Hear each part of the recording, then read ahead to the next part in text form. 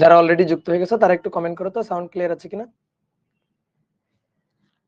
যারা অলরেডি যুক্ত হয়ে গেছে তারা একটু কমেন্ট করে দেখো তো সাউন্ড ক্লিয়ার আছে কিনা। ওকে, অল ক্লিয়ার, গুড। ফেসবুকেও লাইভে গেছি, কিন্তু ফেসবুক থেকে মাঝে মাঝে লাইভ কেটে যায় নেট ইস্যুর কারণে। তো দেখি আজকে কি হয়। ডিয়ার স্টুডেন্ট, সবাইকে শুভেচ্ছা জানাচ্ছি আজকের ক্লাসে। আশা করি সবাই ভালো আছো, সবাই সুস্থ আছো। আজকে আমাদের ভেক্টর অধ্যায়ের শেষ ক্লাস। তো আজকে আমরা ভেক্টর অধ্যায়ে কার্ল ডাইভারজেন্স গ্রেডিয়েন্ট এর লাস্ট ক্লাসটা করব। তো তো গতদিন আমরা হচ্ছে কার্ল ডাইভারজেন্স গ্রেডিয়েন্ট, এটা আসলে এই যে ভেক্টর ক্যালকুলাসে এটা আসলে কিভাবে আসে, ভেক্টর ক্যালকুলাসে কিভাবে এর হিসাব নিকাশ করে, এগুলা কিন্তু আমরা অলরেডি করছিলাম। তো আজকে আমরা এই কার্ল ডাইভারজেন্স আর গ্রেডিয়েন্ট এই তিনটা টপিক নিয়ে একেবারে ডিটেলস ম্যাথ সহ আলোচনা করব। তো চলো আমরা শুরু করি। দেখো, আমরা ভেক্টরের গুণন পড়ছিলাম না? ভেক্টরের গুণন কয় ধরনের হয়? ভেক্টরের গুণন হয় তিন ধরনের।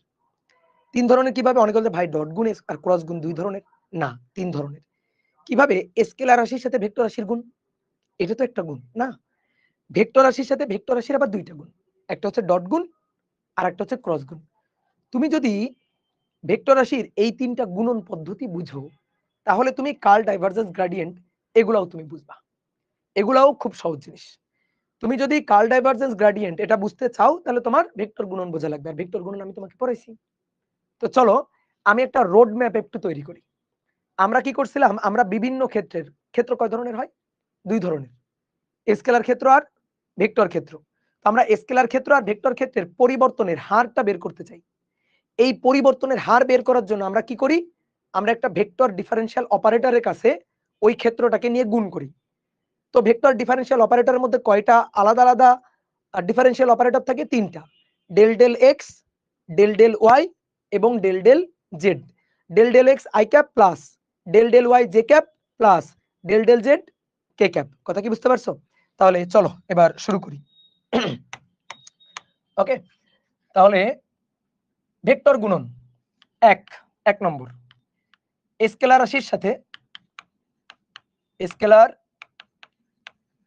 রাশির সাথে স্কেলার রাশির সাথে ভেক্টর রাশির গুণ। ধরো একটা স্কেলার রাশি এম, তার সাথে একটা ভেক্টর রাশি গুণ, ফলাফল কি হয়? ফলাফল ভেক্টর, মনে আছে? F equal to M A, M A, M scalar A vector F vector. ঠিক আছে?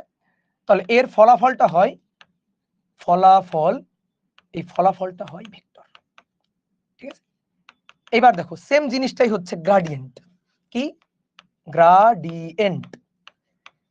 গ্রেডিয়েন্ট হচ্ছে আমরা কোন স্কেলার ক্ষেত্রে পরিবর্তনের হার বের করব।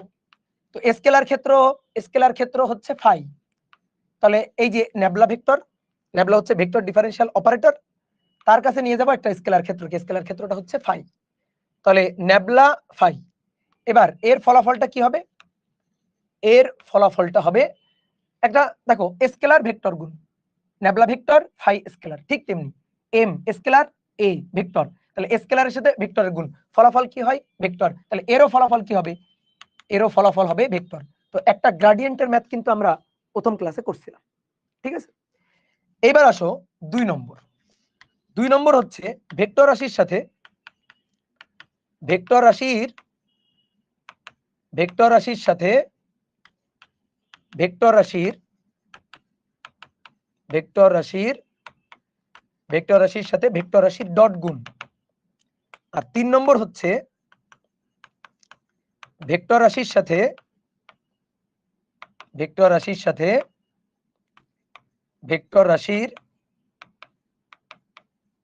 ক্রস গুণ, ডট গুণ এবং ক্রস গুণ, ডট গুণ এবং ক্রস গুণ। ওকে, তাহলে আসো ভেক্টর রাশির সাথে ভেক্টর রাশির ডট গুণ। একটা ভেক্টর রাশি এ আর একটা ভেক্টর রাশি বি, তাদের মধ্যে ডট গুণ। ডট গুণের ফলাফল, ডট গুণের ফলাফল কি হয়? ফলাফল হয় স্কেলার। ঠিক আছে? আর ক্রস গুণের ফলাফল, এ আর বি দুটো ভেক্টর, তাদের মধ্যে ক্রস গুণ। ক্রস গুণের ফলাফল কি হয়? ক্রস গুণের ফলাফল হয় ভেক্টর। এইবার এই দুইটা যদি তুমি বুঝো, তাহলে ডাইভারজেন্স এবং কার্লও বুঝবা। আমরা স্কেলার ক্ষেত্রের পরিবর্তনের হার বের করছি।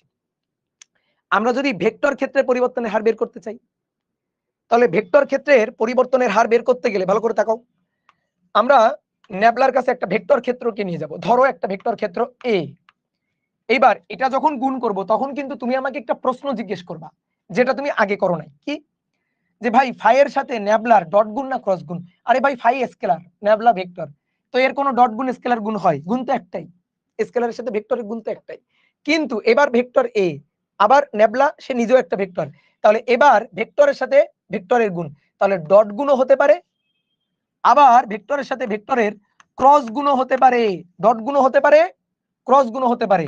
যদি ডট গুণ হয়, ডট গুণ হয়, ডট গুণ হলে সেটা হচ্ছে ডাইভারজেন্স। ডট গুণ হলে তার নাম ডাইভারজেন্স, নামের সাথে ব্যাপক মিল। ডট গুণ ডাইভারজেন্স, ডট গুণ ডাইভারজেন্স। ক্রস গুণ কার্ল, ক্রস গুণ হচ্ছে কার্ল। ডট গুণে ডাইভারজেন্স, ক্রস গুণে কার্ল। দেখো নামের সাথে ব্যাপক মিল। ডট গুণে ডাইভারজেন্স, ক্রস গুণে কার্ল। কথা কি বুঝছো? এবার আসো ডট গুণ। ডট গুণের ফলাফল, ডট গুণের ফলাফল কি হয়? স্কেলার। তাহলে ডট গুণের ফলাফল স্কেলার। ক্রস গুণের ফলাফল কি হয়? ক্রস গুণের ফলাফল হয় ভেক্টর। ডট গুণের ফলাফল হয় স্কেলার, আর ক্রস গুণের ফলাফল হয় ভেক্টর। এই তো ভাই কার্ল ডাইভারজেন্স গ্রেডিয়েন্ট। তুমি ভেক্টরের তিনটা গুণ বুঝলে কার্ল ডাইভারজেন্স গ্রেডিয়েন্টও বুঝবা, বুঝতে হবে তো। কথা বুঝছো? কেউ যদি মনে করে বলে ভাই আমি ভেক্টরের গুণন পারি, ভেক্টরের গুণের হিসাব নিকাশ বুঝি, আমি কার্ল ডাইভারজেন্স গ্রেডিয়েন্ট পারি না, তাহলে ভাই তুমি ভেক্টরের গুণও পারো না। যে ভেক্টরের গুণ পারবে, ডট গুণ পারলে তাকে ডাইভারজেন্স পারতে হবে, ক্রস গুণ পারলে তাকে কার্ল পারতে হবে। কোন একটা স্কেলার রাশির সাথে ভেক্টর রাশির গুণ যদি বুঝি, তাহলে আমরা গ্রেডিয়েন্টও বুঝবো। বুঝা গেছে? তাহলে আমরা এবার এই কার্ল ডাইভারজেন্স গ্রেডিয়েন্টের কিছু এবার ম্যাথ করব। তাহলে চলো শুরু করি। এবার 1 নম্বর বলা হচ্ছে একটি ক্ষেত্র সমীকরণ। তুমি ক্ষেত্র সমীকরণ দেখে বলবা যেটা স্কেলার ক্ষেত্র না ভেক্টর ক্ষেত্র। 3x² y plus 4x z³ plus 3z, এটা এর 3 to 1 বিন্দুতে গ্রেডিয়েন্ট নির্ণয় করো। গ্রেডিয়েন্ট নির্ণয় করো। বলো পারবো কিনা? পারবো। ক্ষেত্রটা কেমন দেখো, ফাই ভেক্টর সাইন আছে না, তাহলে ক্ষেত্রটা স্কেলার ক্ষেত্র। বুঝে গেছি? তাহলে স্কেলার ক্ষেত্রের কি হয়? এই যে গ্রেডিয়েন্ট হয়, এটা স্কেলার ক্ষেত্র। বুঝে গেছি? তাহলে স্কেলার ক্ষেত্রের গ্রেডিয়েন্ট হয়। ওকে, তাহলে গ্রাড অফ, মানে সংক্ষেপে ভাবে লিখবো গ্রাড অফ ফাই, মানে ফাই এর গ্রেডিয়েন্ট। তাহলে গ্রেডিয়েন্ট কিভাবে বের করে? ন্যাবলার সাথে ফাই গুণ। তাহলে nabla del del X I cap, del del Y J cap, del del Z K cap. আর ফাই হচ্ছে 3x² y plus 4x z³ plus 3z। এবার ডেল ডেল এক্স সহজ গুণ, এটার সাথে এটার গুণ, এটার সাথে এটার গুণ, এটার সাথে এটার গুণ। আমি এখন যে লাইনটা লিখছি, তুমি যেহেতু বুদ্ধিমান, তুমি বড় হয়ে গেছো, তুমি একবারে হিসাব পারো, তুমি চাইলে এই লাইনটা না করেও হিসাব করতে পারো। তাহলে del del X 3x² y plus 4x z³ plus 3z I cap, del del Y 3x² y plus 4x z³ plus 3z J cap plus del del Z 3x² y plus 4x z³ plus 3z K cap. আসো ডিফারেন্সিয়েশনটা দেখো কিভাবে করতে হয়। Differentiation যারা বুঝো না, দেখো ম্যাথ করতে করতে বুঝে যাবা, সহজ জিনিস। কার সাপেক্ষে? এক্স এর সাপেক্ষে। তাহলে নিজেকে জিজ্ঞেস করবা এক্স আছে কিনা। উত্তর যদি হ্যাঁ হয় হিসাব করবা, উত্তর যদি না হয় হিসাব করার দরকার নেই। এক্স আছে কিনা? হ্যাঁ, তাহলে 3y যাবে বাইরে, x² কে ডিফারেন্সিয়েট করলে 2 পাওয়ার নেমে আসবে, তারপরে 2 × x। এক্স আছে কিনা? আছে, তাহলে 4z³ যাবে বাইরে, x কে x এর সাপেক্ষে ডিফারেন্সিয়েট করলে 1। 3z x আছে এখানে, x নেই, তাহলে তুমি যেহেতু x এর সাপেক্ষে করবা, x তো নেই এখানে, তাহলে এটা ধ্রুবক, তাহলে যদি x না থাকে ওখানে আর হিসাব করতে হবে না, 0। বোঝা গেছে? কি বললাম, নিজের জিজ্ঞেস করবা এক্স আছে কিনা, এক্স থাকলে হিসাব করবা, এক্স যদি না থাকে সেখানে হয়ে যাবে 0। এবার আসো এটা কার সাপেক্ষে, ওয়াই এর সাপেক্ষে, দেখি ওয়াই আছে, আছে, তাহলে 3x² বাইরে যাবে, ওয়াই কে ওয়াই এর সাপেক্ষে করলে 1, 4xz³ ওয়াই নাই, ওয়াই আছে নাই, নাই হলে 0, 3z ওয়াই আছে নাই, 0 0, এই যে এটা। তারপরে আসো এটা কার সাপেক্ষে, জেড এর সাপেক্ষে, জেড আছে না তাহলে 0, জেড আছে হ্যাঁ তাহলে 4x যাবে বাইরে, z³ মানে 3z², বুঝা গেছে? বোঝা গেছে? ওকে, শেষ হয়েছে না আরেকটু আছে, 3z, জেড আছে হ্যাঁ তাহলে 3 যাবে বাইরে, জেড কে জেড এর সাপেক্ষে করলে 1, এত কে। এইবার তুমি সাজায় লিখবা 6xy plus 4z³ i cap 3x² j cap, তারপর 3 4 12, 12xz² প্লাস 3k ক্যাপ। এইবার যে কাজটা করতে হবে, তোমার বাসায় যদি ছোট ভাই বোন থাকে ও পারবে এটা। আচ্ছা, গ্রাডিয়েন্টের ফলাফল কি হবে? এই যে আমরা রোড ম্যাপ লিখে রাখছি, বা ভাই কোটি টাকা দামের জিনিস এটা, এই পৃষ্ঠাটা, বুঝছো? গ্রাডিয়েন্টের ফলাফল হবে ভেক্টর, দেখি তো, হ্যাঁ তাই তো, গ্রাডিয়েন্টের ফলাফল i cap j cap k cap মানে ভেক্টর, দেখো তো মিলে গেছে না? এবার যে কাজটা করতে হবে, 3 to 1 বিন্দুতে গ্রেডিয়েন্ট চাইছে, তাহলে 3 to 1 বিন্দুতে এই যে স্কেলার ফিল্ড তার পরিবর্তনের হার, তার পরিবর্তনের রেট বা গ্রেডিয়েন্ট বের করতে চাই, তাহলে কি করব, এই বিন্দুতে গ্রেডিয়েন্ট, গ্রেডিয়েন্ট, তাহলে এই বিন্দুতে গ্রেডিয়েন্ট হবে, মান বসাও 6 3 2, বুঝছো? এই যে x y z, এবার এই মানগুলো বসাই দিব, তাহলে 3x এর 2 y এর 3 প্লাস 4z³ মানে 1 কিউব, তাহলে 1 কিউব মানে তো 1, তাহলে এত i cap plus 3x, x হচ্ছে 3, 3² j ক্যাপ প্লাস 12, x কত 3, z কত 1 তার স্কয়ার প্লাস 3 এত k ক্যাপ। কি বোঝা গেছে? শেষ। এবার এখান থেকে হিসাব নিকাশ করবা, বাকিটা তোমার কাজ। আসো এবার 2 নম্বর, সহজ জিনিস। 2 নম্বর বলা হচ্ছে কোন স্থানে বাতাসের বেগ, বাতাসের বেগ, বেগ হচ্ছে V, V vector, 4x² z i cap plus 3xy² j cap plus 4k cap এত মিটার পার সেকেন্ড। তাহলে 3 to 0 তে ডাইভারজেন্স বের করো, ডাইভারজেন্স নির্ণয় করো, ডাইভারজেন্স নির্ণয় করো। চলো দেখি ডাইভারজেন্স নির্ণয় করি, বলো পারবো? ডাইভারজেন্স মানে ডট গুণ, এটা দেখো একটা ভেক্টর ফিল্ড, ভেক্টর ক্ষেত্র, কিভাবে বুঝলাম, i cap j cap k cap আছে। ভেক্টর অধ্যায়ের সবচেয়ে সহজ জিনিসটাই হচ্ছে কার্ল ডাইভারজেন্স গ্রেডিয়েন্ট, সবচেয়ে সহজ জিনিস।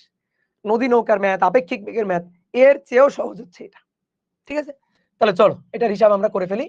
তাহলে divergence of V vector, divergence of, তাহলে ডাইভারজেন্স নেবলা ডট ভি, তাহলে del del X I cap, del del Y J cap, del del Z K cap dot 4x² z i cap plus 3xy² j cap plus 4k cap. Okay, dot গুণ, dot গুণ কিভাবে করে, dot গুণ কিভাবে করি আমরা, 2i cap plus 3j cap plus 4k cap, 3i cap plus 2j cap plus 3k cap, কিভাবে dot গুণ করি, 2 গুণ 3, i এর সাথে i এর সহগ 6, 3 দুগুণে 6, 3 4 12, শেষ। ডট গুণ i এর সহগের সাথে i এর সহগ, j এর সহগের সাথে j এর সহগ, k এর সহগের সাথে k এর সহগ, কাজ শেষ। তাহলে সেম কাজটা এখানে করতে হবে, সেম কাজটা, ডেল ডেল এক্স তার সাথে 4x² z, del del Y 3xy², del del Z 4, শুধু 4, তাহলে এবার কার সাপেক্ষে? এক্স এর সাপেক্ষে করো, হিসাব করো, এক্স এর সাপেক্ষে হিসাব করো। তাহলে 4 এবং জেড গেল বাইরে, এক্স স্কয়ার কে এক্স এর সাপেক্ষে করলে 2x, বুঝা গেছে? এবার ওয়াই আছে কিনা? ইয়েস, উত্তর হচ্ছে ইয়েস। ইয়েস হলে হিসাব হবে 3x গেল বাইরে, ওয়াই স্কয়ার কে করলে 2y। এখানে জেড আছে কিনা? জেড নেই, তাহলে 4 হচ্ছে ধ্রুবক। শোনো, উত্তর যদি হয় নো, 0 বসাই দিবা। উত্তর যদি হয় হ্যাঁ, তাহলে ধ্রুবককে বাইরে আনবা, হিসাব নিকাশ করবা। যেমন ওয়াই আছে কিনা? আছে, তাহলে 3x বাইরে যাবে, ওয়াই স্কয়ার কে করলে 2y। তাহলে কি হচ্ছে? 8xz plus 6xy। এবার যে কাজটুকু, বাসায় ছোট ভাই বোন থাকলে ওকে করতে দিবা, বলবা 3 to 0 তে ডাইভারজেন্স বের করতে দেখি। তাহলে 3 to 0 তে divergence 8 into 3 into z0 plus 6 into 3 into 2, তাহলে 3 দুগুণে 6, 6 ছক 36, তাহলে প্লাস 36। দেখো ডাইভারজেন্সের ফলাফল কি আসবে? বলো, ডাইভারজেন্সের ফলাফল কি আসবে? ডাইভারজেন্সের ফলাফল দেখি, ডাইভারজেন্সের ফলাফল স্কেলার। স্কেলার জাস্ট মান। দেখো তো কি আসছে? Scalar. I cap J cap K cap আছে? নাই। I cap J cap K cap নাই, শুধু মান। এই যে মান বের করে ফেলছি, এই তো ডাইভারজেন্স। তাহলে এইবার আসো তো একটা কার্লের হিসাব করি, কার্ল বের করার হিসাব করি। 3 নম্বর আসো। 3 নম্বর হচ্ছে যে বলা হচ্ছে কোন স্থানে একটি ভেক্টর ফিল্ড, একটি ক্ষেত্র ভেক্টর, কোন স্থানে একটি ক্ষেত্র vector a equal to 3x square y I cap plus 4z x k cap plus 3xy square k cap. Okay, sorry, এখানে তো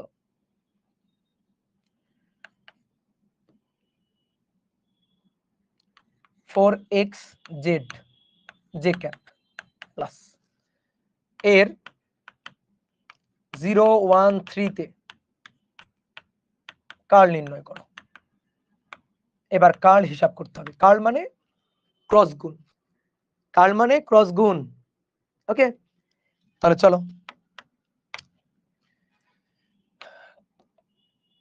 এ ভেক্টর ক্ষেত্রের কার্ল বা কার্ল অফ এ, তাহলে কি হবে? ন্যাবলা তার সাথে ক্রস গুণ। ক্রস গুণ মানে কার্ল। দেখো ক্রস গুণ কিভাবে করি, এই যে এরকম একটা দাগ দিবা, একটু বড় করবা, হ্যাঁ একটু বুদ্ধি খাটাবা, কিন্তু একটু বড় করে দিবা, তাহলে হিসাব সুবিধাজনক হবে। I cap J cap K cap, okay, del del X, del del Y, del del Z, 3x square Y, 4x Z আর 3x ওয়াই স্কয়ার। কি বুঝছো? Del del X, del del Y, del del Z. তাহলে বসালাম 3x square Y, 4x Z, 3x ওয়াই square. তাহলে এই যে আই ক্যাপ, এটার সাথে এটা গুণ, এটার সাথে এটা গুণ। তাহলে যখন আই ক্যাপ নিব তখন এটা বাদ যাবে, দিয়ে এটার সাথে এটা গুণ, এটার সাথে এটা গুণ। তাহলে ডেল ডেল ওয়াই 3x ওয়াই square minus del del Z 4x Z. বুঝা গেছে? ওকে, এবার আসো আমরা মাঝখানে প্লাস জে ক্যাপ দিয়ে লিখব। তাহলে যখন প্লাস জে ক্যাপ, তখন এটার সাথে এটা গুণ, অর্থাৎ del del Z 3x square Y minus এটার সাথে এটা গুণ, ডেল ডেল এক্স 3x ওয়াই স্কয়ার। এই বুঝছো? বলো এই লাইনটা বুঝছো কিনা সবাই? মানে ক্রস গুণ যেভাবে করি তাই করতেছি, নতুন কিছু না। ওকে, এবার বাকি থাকলো কি? বাকি থাকলো এই লাইনটাকে একটু বড় করে লিখি, মানে দূরে সরাই নি। বাকি থাকলো প্লাস কে ক্যাপ। যখন কে ক্যাপ তখন এটা বাদ, এটার সাথে এটা গুণ মাইনাস এটার সাথে এটা গুণ। তাহলে ডেল ডেল এক্স তার সাথে 4x জেড গুণ মাইনাস ডেল ডেল ওয়াই তার সাথে 3x স্কয়ার ওয়াই গুণ।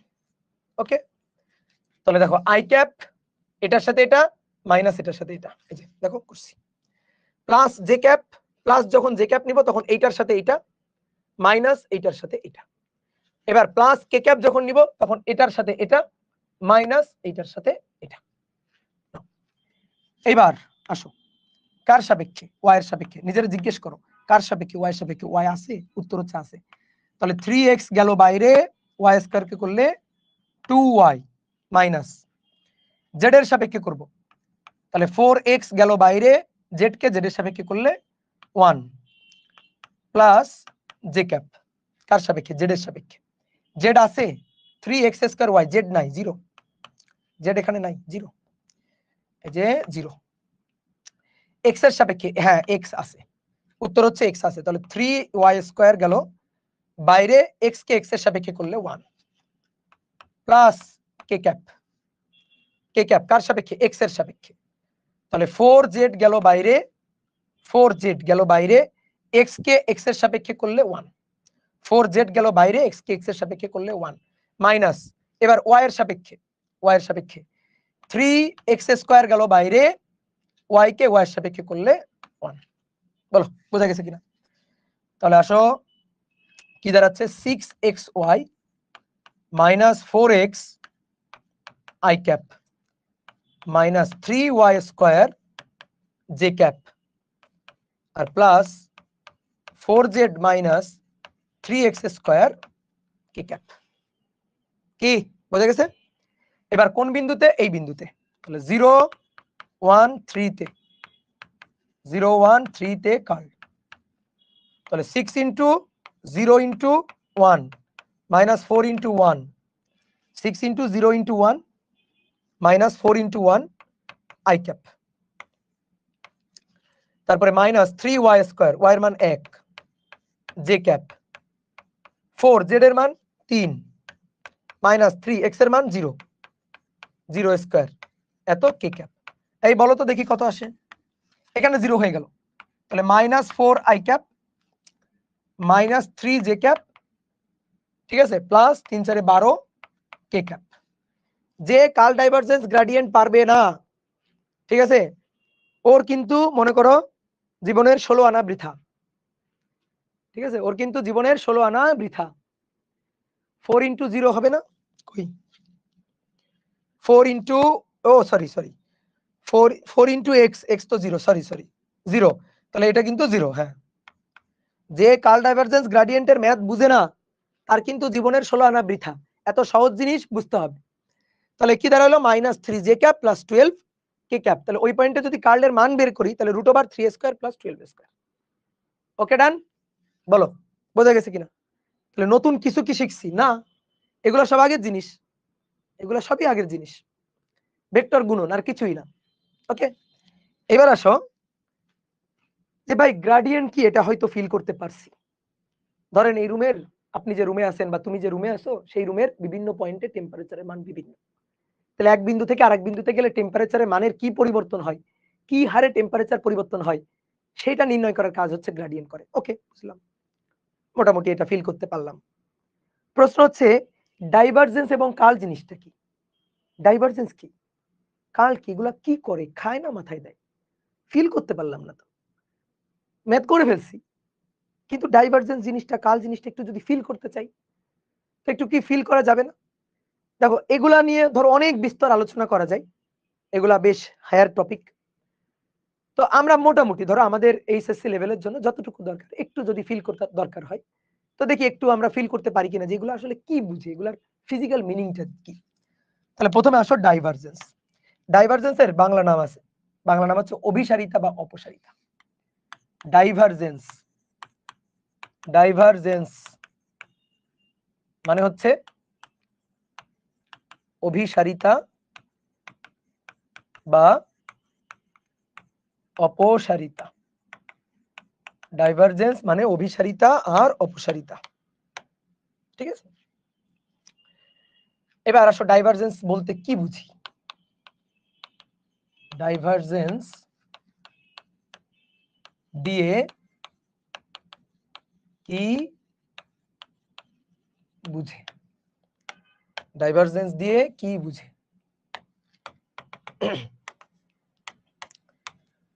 দেখো ডাইভারজেন্স হচ্ছে ভেক্টর ক্ষেত্রের পরিবর্তনের রেটটা নির্ণয় করে। গ্রেডিয়েন্ট যেমন স্কেলার ক্ষেত্রে পরিবর্তনের রেটটা নির্ণয় করে, ডাইভারজেন্স তেমনি ভেক্টর ক্ষেত্রের পরিবর্তনের রেটটা নির্ণয় করে। ওকে, ডাইভারজেন্স দিয়ে আমরা বুঝতে পারি কোন একটা ভেক্টর ক্ষেত্র কতটা ছড়াই পড়তেছে, মানে কতটা বড় হয়ে যাচ্ছে। ভাই পরিবর্তন যখন আমরা বের করি, পরিবর্তন যদি প্লাস মান আসে তার মানে বৃদ্ধি, পরিবর্তন যদি মাইনাস মান আসে তার মানে হ্রাস। তো ডাইভারজেন্স যদি প্লাস আসে তাহলে ভেক্টর ক্ষেত্রটা বড় হচ্ছে, মানে ছড়াই পড়তেছে, প্রসারিত হচ্ছে। আর যদি ভেক্টর ক্ষেত্রের পরিবর্তনটা ডাইভারজেন্সের মানটা নেগেটিভ আসে তার মানে বাড়ছে না, কমছে, সংকুচিত হচ্ছে, সংকুচিত হয়ে আসতেছে, ছোট হয়ে আসতেছে, অর্থাৎ ছড়াই পড়তেছে না, এক বিন্দুতে মিলিত হওয়ার ট্রাই করতেছে, সংকুচিত হয়ে আসতেছে, অর্থাৎ অভিসারী হচ্ছে। আসো আমরা একে একে বুঝি। মনে করো একটা উদাহরণ দিয়ে বুঝি। ধরো একটা পাইপ, একটা পাইপের মধ্য দিয়ে পানি প্রবাহিত হচ্ছে। হ্যাঁ, তো ধরো পাইপের ডায়ামিটারটা সব জায়গায় সমান নয়, এটা হচ্ছে একটা পাইপের একটা অংশ। এই পাইপের মধ্য দিয়ে ধরো পানি প্রবাহিত হচ্ছে, এখান থেকে ধরো পানি প্রবেশ করতেছে, এই যে এখান থেকে পানি প্রবেশ করতেছে, সেই পানি এখান থেকে প্রবাহিত হয়ে এদিক থেকে পানিটা বের হয়ে যাচ্ছে, এখান থেকে পানি এভাবে বের হয়ে যাচ্ছে, বুঝা গেছে? এখান থেকে পানি প্রবেশ করে সেই পানি ছড়াই যাচ্ছে, ছড়াই পড়তেছে। তো পানি প্রবাহের বেগের ক্ষেত্রটা আমরা যদি চিন্তা করি, দেখো ভেক্টর ক্ষেত্রটা, বেগ কি ভেক্টর ক্ষেত্র না? বেগ ভেক্টর ক্ষেত্র না? তাহলে পানি প্রবাহের যে বেগটা, এই পাইপের মধ্য দিয়ে ধরো পানি প্রবাহিত হচ্ছে, তাহলে পানি প্রবাহের বেগের যে ভেক্টর ক্ষেত্রটা, সেই ভেক্টর ক্ষেত্রটা আস্তে আস্তে প্রসারিত হয়ে ছড়াই পড়তেছে, ভেক্টর ক্ষেত্রটা বেগের ভেক্টর ক্ষেত্রটা বড় হচ্ছে। তাহলে তুমি বুদ্ধি খাটায় বলো তো, এই পয়েন্টে আমি যদি মাঝখানের এই পয়েন্টে যদি আমি ডাইভারজেন্স বের করি, ডাইভারজেন্সটা কি পাবো, প্লাস না মাইনাস? বলো, ডাইভারজেন্সটা কি পাবো? ডাইভারজেন্স পাবো প্লাস, পজিটিভ ডাইভারজেন্স পাবো। কেন? এই পয়েন্টের আগে ক্ষেত্রটা ছিল সংকুচিত, এই পয়েন্ট অতিক্রম করে দেখো ক্ষেত্রটা প্রসারিত হয়ে যাচ্ছে, ক্ষেত্রটা ছোট থেকে বড় হয়ে যাচ্ছে। তাহলে এই বিন্দু, এই যে এই বিন্দুটাকে অতিক্রম করে গিয়ে ক্ষেত্রটা বড় হয়ে গেছে, তাহলে এই বিন্দুতে ভেক্টর ক্ষেত্রটা প্রসারিত, ছড়াই পড়তেছে, সুতরাং ডাইভারজেন্স পজিটিভ, ভেক্টর ক্ষেত্রের পরিবর্তনের রেটটা পজিটিভ। বুঝা গেছে? ভেক্টর ক্ষেত্রের পরিবর্তনের রেট যদি পজিটিভ হয় তাহলে আয়তন বৃদ্ধি পায়, আয়তন বৃদ্ধি। চিন্তা করো, এই উদাহরণটাই চিন্তা করো, এখান থেকে পানি প্রবাহিত হয়ে এইভাবে এই পাইপ থেকে নির্গত হচ্ছে। তাহলে দেখো তো এলাকাটা, পাইপের এলাকাটা, এই যে পাইপের মধ্যে এই জায়গাটা, আয়তন বেড়ে গেল না? আয়তনটা বেড়ে গেছে না? আগে আয়তন কম ছিল, আয়তন বড় হয়ে গেছে, এলাকা বড় হয়ে গেছে, তাহলে আয়তন বৃদ্ধি। ঠিক আছে? আয়তন বৃদ্ধি মানে ঘনত্ব হ্রাস, তাই? হ্যাঁ, আয়তন বাড়লে তো ঘনত্ব হ্রাস পাবে। দেখো চিত্র দেখলেই তো বোঝা যাচ্ছে, এখানে ঘন ঘন ছিল ভেক্টর ক্ষেত্র, দেখো ভেক্টরের বেগের ক্ষেত্রগুলো, তীর চিহ্নগুলো তাকাও, দেখো ঘন ঘন আছে। এখানে কি হচ্ছে, হালকা হয়ে পড়তেছে, এভাবে ছড়াই পড়তেছে, দেখো দূরে দূরে দূরে দূরে সরে যাচ্ছে, হালকা হয়ে যাচ্ছে। তাহলে ঘনত্বটা কি হচ্ছে, ঘনত্বটা এখানে হ্রাস পাচ্ছে। বোঝা গেছে? বোঝা গেছে? মোটামুটি একটু ধরো আমরা ফিল করতে পারছি কিনা? তোমাদের ইন্টার লেভেলের জন্য এইটুকু বুঝতে পারলেই এনাফ, এগুলা কিন্তু এমসিকিউ এর জন্য আসে। ওকে, এইবার আসো, যদি মনে করো ধরো একটা পাইপের মধ্য দিয়ে পানি প্রবাহিত হচ্ছে, এবার পাইপের ডায়ামিটারটা এরকম, এবার পানি ধরো এই প্রান্ত থেকে প্রবেশ করে, স্ফীত প্রান্ত থেকে পানি প্রবেশ করতেছে, প্রবেশ করে এই যে সরু প্রান্ত যেটা, এই সরু প্রান্ত দিয়ে নির্গত হচ্ছে। তাহলে এবার কি হচ্ছে, আগে একটা প্রসারিত বড় ক্ষেত্র ছিল, ভেক্টর ক্ষেত্রটা বড়, আস্তে আস্তে সেটা ছোট হয়ে আসতেছে, ভেক্টর ক্ষেত্রটা সংকুচিত হয়ে আসতেছে। তাহলে এই বিন্দুতে হ্রাস পাচ্ছে, দেখো কমে আসতেছে, ছোট হয়ে আসতেছে, এক বিন্দুতে মিলিত হচ্ছে। এই যে মিলিত হওয়াটাকে বলা হয় অভিসারী হওয়া, আর এই যে ছড়ায় পড়ার এই ব্যাপারটাকে বলা হয় অপসারী হওয়া, অপসৃত হওয়া, তাই না? তাহলে এই পয়েন্টে এবার ডাইভারজেন্সটা কি হবে? আমি যদি এবার এই পয়েন্টে ডাইভারজেন্সের কথা বলি, তাহলে ডাইভারজেন্সটা হবে নেগেটিভ। ঠিক আছে? আয়তনটা কি? আয়তন হচ্ছে হ্রাস, দেখো আয়তন হ্রাস পাচ্ছে। আর ঘনত্বটা কি হচ্ছে? ঘনত্বটা বৃদ্ধি পাচ্ছে। আয়তন হ্রাস, দেখো এলাকা কমে আসছে, ছোট হয়ে আসছে, ডায়ামিটারটা এখানে কমে আসছে আয়তনটা। আয়তন যখন কমে যায় দেখো ঘন হয়ে গেল না? আগে দেখো হালকা হালকা হালকা হালকা ছিল, এবার ঘন হয়ে গেছে। তো ঘন হয়ে গেলে ঘনত্বটা বৃদ্ধি হবে। বুঝা গেল? আচ্ছা, যদি এমন হয় ধরো কমেও নাই বাড়েও নাই, ডায়ামিটারটা সবসময় একই রকম ছিল, ডায়ামিটারটা সবসময় একই রকম ছিল, কমেও নি বাড়েও নি। তো কমেও নি বাড়েও নি, তাহলে কেমন হবে? এখান থেকে দেখো পানি প্রবাহের বেগের ক্ষেত্রটা যেমন ছিল নির্গত হওয়ার সময় এই প্রান্তেও পানি প্রবাহের বেগের মানে ক্ষেত্রটা ভেক্টর ক্ষেত্রটা একই রকম আছে। তাহলে এই পয়েন্টে ডাইভারজেন্সটা কি হবে? এই পয়েন্টে ডাইভারজেন্স কেমন? ডাইভারজেন্স 0, না কমছে না বাড়ছে, এই ডাইভারজেন্স 1। দেখো কমেও নাই বাড়েও নাই, তার মানে পরিবর্তনই তো হয় নাই। তো ডাইভারজেন্স তো ভেক্টর ক্ষেত্রের পরিবর্তনের হারটাই বের করতেছে। তাহলে এখানে পরিবর্তন হয় নাই, কমেও নি বাড়েও নি, তাহলে ডাইভারজেন্সটা কি? ডাইভারজেন্সটা 0। ডাইভারজেন্স 0 হইলে দেখো তো এটা কিন্তু দেখো কোন আকৃতির হয়ে গেছে। এটাও কিন্তু কোন আকৃতির, কিন্তু এটা কোন আকৃতির বলো তো? এটা কি আকৃতির? এটা সিলিন্ডার আকৃতির না? এটা সিলিন্ডার আকৃতির না? চোঙ আকৃতির না? তো ডাইভারজেন্স 0 হলে ভেক্টর ক্ষেত্রটাকে বলা হয় চোঙাকৃতি, চোঙাকৃতি ক্ষেত্র, চোঙাকৃতি ক্ষেত্র বা সিলিন্ডার আকৃতি ক্ষেত্র, সিলিন্ডার সিলিন্ডার আকৃতি, সিলিন্ডার আকৃতি ক্ষেত্র। বুঝতে পারছো? চোঙাকৃতি ক্ষেত্র বা সিলিন্ডার আকৃতি ক্ষেত্র। চোঙাকৃতি ক্ষেত্র বা সিলিন্ডার আকৃতি ক্ষেত্র, এটাকে ইংরেজিতে আরেকটা সুন্দর নামে ডাকা হয়, বলা হয় সলিনয়েডাল। সলিনয়েডাল, এর কিন্তু ম্যাথও করব আমরা। কিছুই না, ম্যাথ কিছুই না। সলিনয়েডাল মানে ডাইভারজেন্স 0। অনেক সময় আমাদের একটা ভেক্টর ক্ষেত্র দিয়ে বলবে উক্ত ভেক্টর ক্ষেত্রটি সলিনয়েডাল কিনা গাণিতিকভাবে যাচাই করো। সলিনয়েডাল কিনা গাণিতিকভাবে যাচাই করব মানে ডাইভারজেন্স বের করব, ডাইভারজেন্স বের করে দেখাবো 0, ডাইভারজেন্স 0 হলে সলিনয়েডাল শেষ। এটাই হচ্ছে কথা। বোঝা গেছে? এইবার দেখো এই যে ডাইভারজেন্সের নাম অভিসারিতা বা অপসারিতা কেন? দেখো দেখো এই যে ছড়াই পড়লে সেটাকে বলা হয় অপসারী হওয়া। এখানে ভেক্টর ক্ষেত্রটা প্রসারিত, ভেক্টর ক্ষেত্রটি এখানে প্রসারিত হয়েছে। এই প্রসারিত হওয়াটা মানেই হচ্ছে অপসারী হওয়া, অপসারিত। ঠিক আছে? দেখো অপসারী হয়েছে, ছড়াই পড়াটা মানে অপসারী হওয়া। আর যখন গুটিয়ে আসে, এরকম গুটিয়ে আসা, এক বিন্দুতে জড়সড় হয়ে আসা, এটা হচ্ছে ভেক্টর ক্ষেত্রটি সংকুচিত হয়েছে, ভেক্টর ক্ষেত্রটি সংকুচিত হয়েছে। এই ভেক্টর ক্ষেত্রটি সংকুচিত হওয়া, ভেক্টর ক্ষেত্রটি সংকুচিত হওয়া মানে অভিসারী হওয়া, অভিসারী হওয়া। বুঝলা? এই কনসেপ্ট আসলে কোত্থেকে জানো? এই অভিসারী অপসারী তুমি পড়ছো 9, 10 এ পড়ছো। উত্তল লেন্স অবতল লেন্স। দেখো তো অবতল লেন্সে আমরা রশি চিত্র যখন আঁকতাম, অবতল লেন্সে তোমাদের সেকেন্ড পার্টে লেন্স যখন পড়বা তোমরা দেখবা প্রধান অক্ষের সমান্তরাল একগুচ্ছ আলোক রশ্মি, প্রধান অক্ষের সমান্তরাল, এই যে প্রধান অক্ষের সমান্তরাল একগুচ্ছ আলোক রশ্মি, প্রধান অক্ষের সমান্তরাল একগুচ্ছ আলোক রশ্মি লেন্সে প্রতিসরণের পর ছড়াই পড়ে না? এই যে ছড়াই পড়া, এই ছড়াই পড়ার ব্যাপারটাকে বলা হয় অপসারী হওয়া। এই ছড়াই পড়া মানেই তো অপসারী হওয়া। এই কারণে এই লেন্সকে আমরা অপসারী লেন্স বলতাম। অবতল লেন্সের আরেকটা নাম অপসারী লেন্স। আর উত্তল লেন্সকে আমরা বলতাম অভিসারী লেন্স। কেন? কারণ অভিসারী করতো, একগুচ্ছ সমান্তরাল আলোক রশ্মিকে অভিসারী করতো। এই যে প্রধান অক্ষের সমান্তরাল একগুচ্ছ আলোক রশ্মি, প্রধান অক্ষের সমান্তরাল একগুচ্ছ আলোক রশ্মি একে কি করবে? একে অভিসারী করবে। প্রধান অক্ষের সমান্তরাল একগুচ্ছ আলোক রশ্মি, তাহলে প্রধান অক্ষের সমান্তরাল একগুচ্ছ আলোক রশ্মিকে কি করবে? এই যে অভিসারী করবে, এক বিন্দুতে মিলিত করতেছে। এই মিলিত করা এটাকে বলা হয় অভিসারী হওয়া। এই কারণে এই লেন্সটাকে আমরা নাম দিছিলাম, উত্তল লেন্সের আরেকটা নাম ছিল অভিসারী লেন্স। কি মনে পড়ে? বলো, বুঝছো কিনা? তো এই কারণে ডাইভারজেন্স যেহেতু ভেক্টর ক্ষেত্র ছড়াই পড়তেছে, সংকুচিত হচ্ছে বা প্রসারিত হচ্ছে, এই কারণে এই ভেক্টর ক্ষেত্রের আরেকটা নাম হচ্ছে ভেক্টর ক্ষেত্র মানে সরি ডাইভারজেন্সের আরেকটা নাম হচ্ছে অপসারিতা বা অভিসারিতা। বলো, বুঝছো কিনা? Good good good good, very good.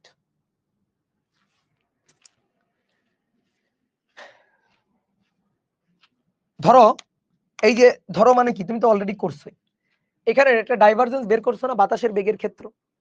এই যে ডাইভারজেন্সটা বের করছো না, ডাইভারজেন্স +36 আসছে মানে কি? মানে হচ্ছে ওই বিন্দুতে ধরো বাতাস প্রবাহিত হচ্ছে, তো বাতাস প্রবাহিত হচ্ছে ধরো এইভাবে, এইভাবে বাতাস প্রবাহিত হচ্ছে এরকম, এই যে বাতাসের বেগের ক্ষেত্র। বলো এই পয়েন্টে যদি আমি ডাইভারজেন্স বের করি, এই পয়েন্টে ডাইভারজেন্স কি আসবে? ডাইভারজেন্সটা কি আসবে? ধরো বাতাস প্রবাহিত হচ্ছে, এভাবে বাতাস প্রবাহিত হচ্ছে, তাহলে এই পয়েন্টে ডাইভারজেন্সটা কি আসবে? ডাইভারজেন্সটা পজিটিভ আসবে। কেন? এই দেখো ছড়াই গেছে, এভাবে ছড়াই গেছে, তো যত ছড়াবে ডাইভারজেন্স তত বেশি হবে। ধরো আমি দুটো ডাইভারজেন্সের মান পাইলাম, একটা পেলাম +4 আর একটা পাইলাম +8। বলতো কোনটা বেশি ছড়ানো ক্ষেত্র? কোন কোন ক্ষেত্রে ভেক্টর ক্ষেত্রটা বেশি অপসারী হয়েছে, যেখানে +8 সেখানে +4 এর তুলনায় বেশি অপসারী হয়েছে। ঠিক আছে, তো ডাইভারজেন্সের এই কারণেই আমরা নাম বলি অভিসারিতা বা অপসারিতা। বুঝা গেছে? তাহলে ডাইভারজেন্সের ব্যাপারটা বুঝলাম। এবার কথা হচ্ছে কার্লের ব্যাপারটা কি? কার্লের ব্যাপারটা আমরা বুঝতেছি, কার্লের ক্ষেত্রটা আমরা বুঝতেছি। আসো আমরা এখানে একটা ম্যাথ করে আসি একটু। বলা হচ্ছে এ হচ্ছে একটা ভেক্টর ক্ষেত্র, এ হচ্ছে একটা ভেক্টর ক্ষেত্র, সেটা হচ্ছে px plus 3y i cap plus 3z minus 2y j cap 4x plus 3z k cap. Okay, p এর মান কত হলে, p এর মান কত হলে এই ভেক্টর ক্ষেত্রটি সলিনয়েডাল বা চোঙাকৃতি হবে। সলিনয়েডাল হবে। বলো পারবা? কি বলছে? সলিনয়েডাল মানে কি? ডাইভারজেন্স 0। তাহলে তুমি এর ডাইভারজেন্স বের করবা, ডাইভারজেন্স বের করে প্রশ্ন মতে ডাইভারজেন্স 0, দেন এখান থেকে পি এর মান বের করবে। এগুলো একটা এমসিকিউ টাইপ কোশ্চেন। তাহলে আসো, সলিনয়েডাল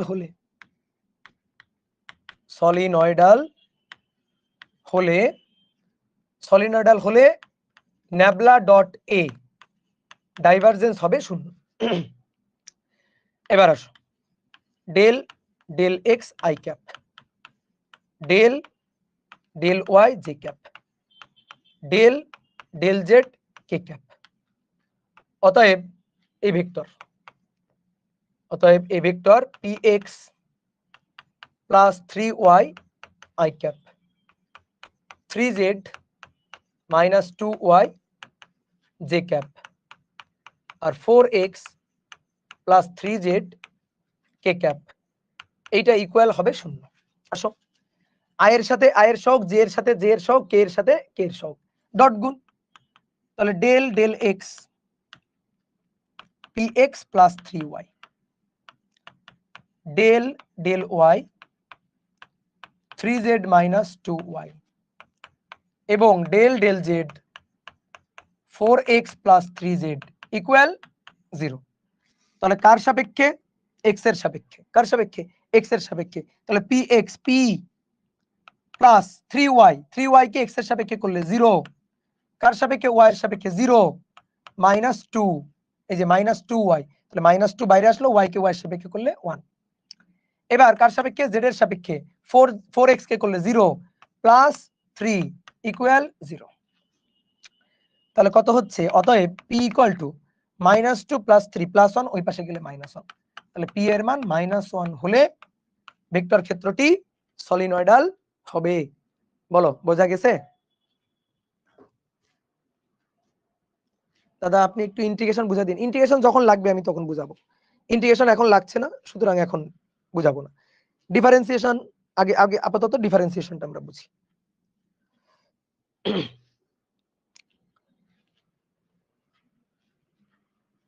বলো বোঝা গেছে? সহজ জিনিস কিন্তু।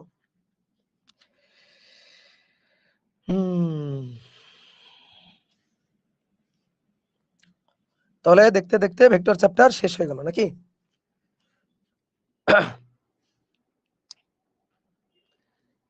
এবার আসো কার্ল দিয়ে আসলে কি বুঝতে পারি? ঠিক আছে,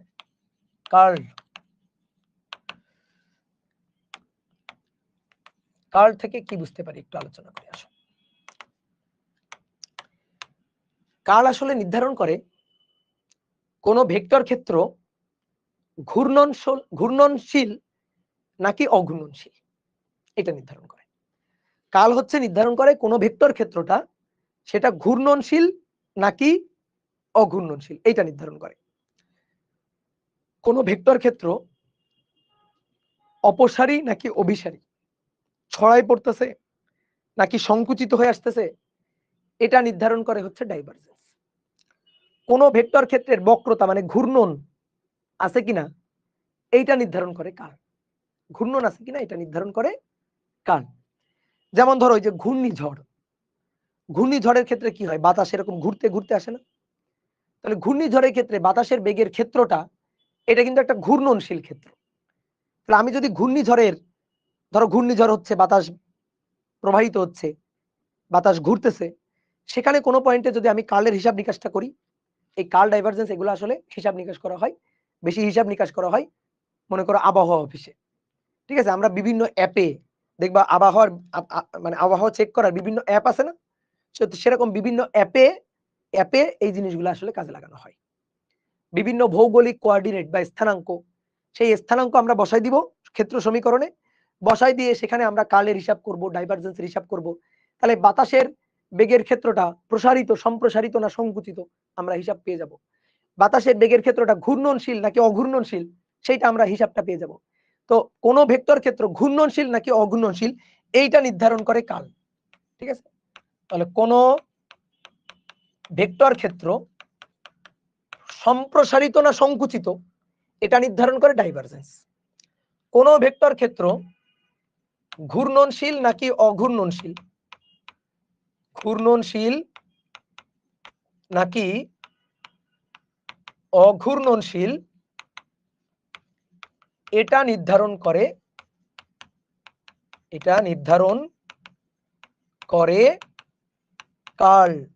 কাল দিয়ে এটা নির্ধারণ করি আমরা। যদি দেখো দুইটা জিনিস সুন্দর করে মাথায় রাখবা, যদি আমরা কাল হিসাব করে, কাল মানে ন্যাবলা ক্রস ধরো ভেক্টর ক্ষেত্র এর আমরা কাল হিসাব করব। তো কাল হিসাব করে যদি কাল কমা দিই, এটা যদি 0 পাই, ধরো 0 পেলাম, কাল হিসাব করে আসলো 0, যদি 0 হয় তবে ভেক্টর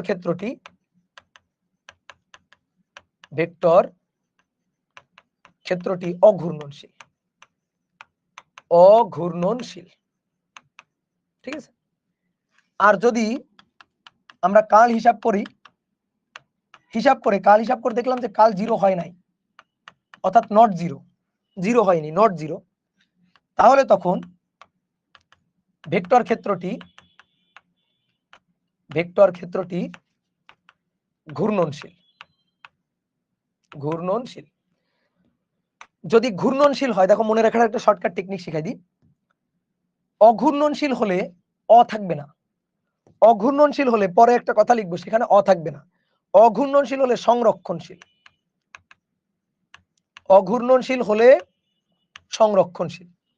আর ঘূর্ণনশীল হলে দেখো একটা করে থাকবে। অঘূর্ণনশীল এখানে আছে, তাহলে সংরক্ষণশীল, আর ঘূর্ণনশীল হলে অসংরক্ষণশীল। আমার কথা বুঝছো? অঘূর্ণনশীল হলে সংরক্ষণশীল, ঘূর্ণনশীল হলে অসংরক্ষণশীল। ওকে, এবার আসো একটু বুঝি আমরা ঘটনাটা। ধরো এটা হচ্ছে একটা নদী বা নালা, চিন্তা করো। অনেক সময় দেখবা যখন বৃষ্টি হয় তখন ওই যে রাস্তার পাশের যে ড্রেন গুলো থাকে না, ওখানে থেকে পানি অনেক প্রচন্ড বেগ নিয়ে প্রবাহিত হয়। তো ওইরকম একটা নালা চিন্তা করো, এর মধ্য দিয়ে এখানে পানি প্রবাহিত হচ্ছে। তুমি কি করলা, শোলা তো বুঝো, শোলা বা ককশিট। ঠিক আছে, এটাকে গোল করে চাকতির মতো কাটলাম, যা পানিতে ভাসে। তো গোল করে চাকতির মতো কাটার পরে তুমি একটা চাকতিকে এখানে রাখলা, এই যে এটা একটা চাকতি, এখানে একটা রাখলা, আর ঠিক মাঝে একটা রাখলা,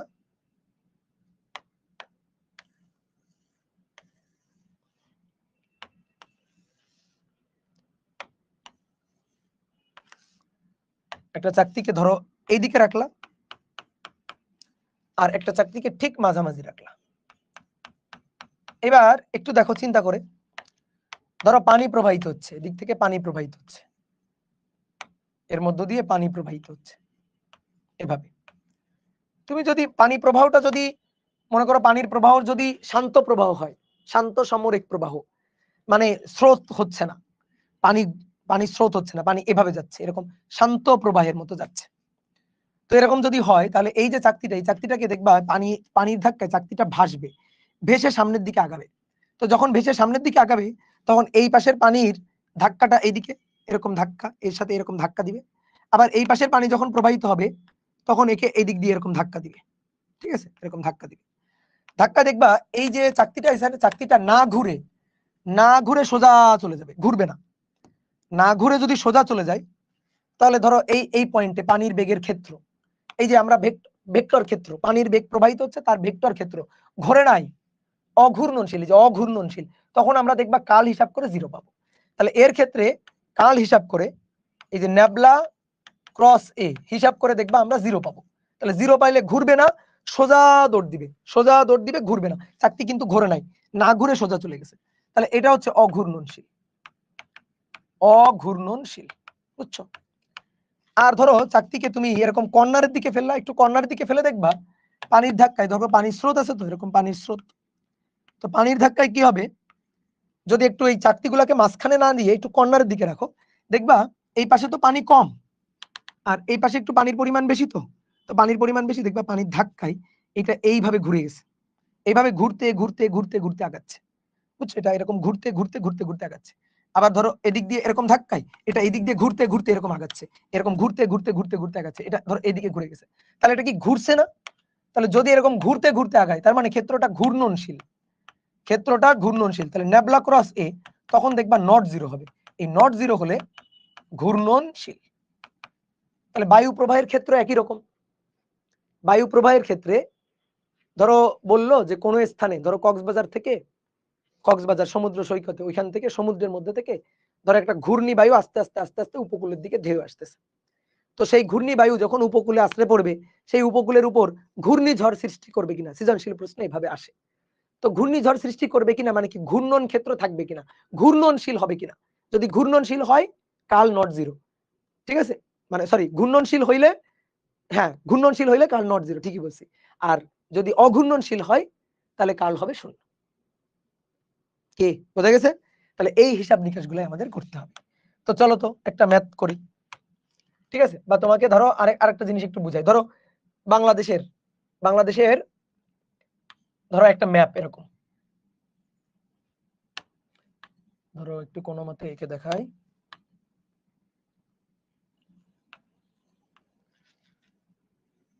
কোনো মতে আঁকলাম, বুঝছো? আমার আঁকাটা নাও হইতে পারে পুরাপুরি।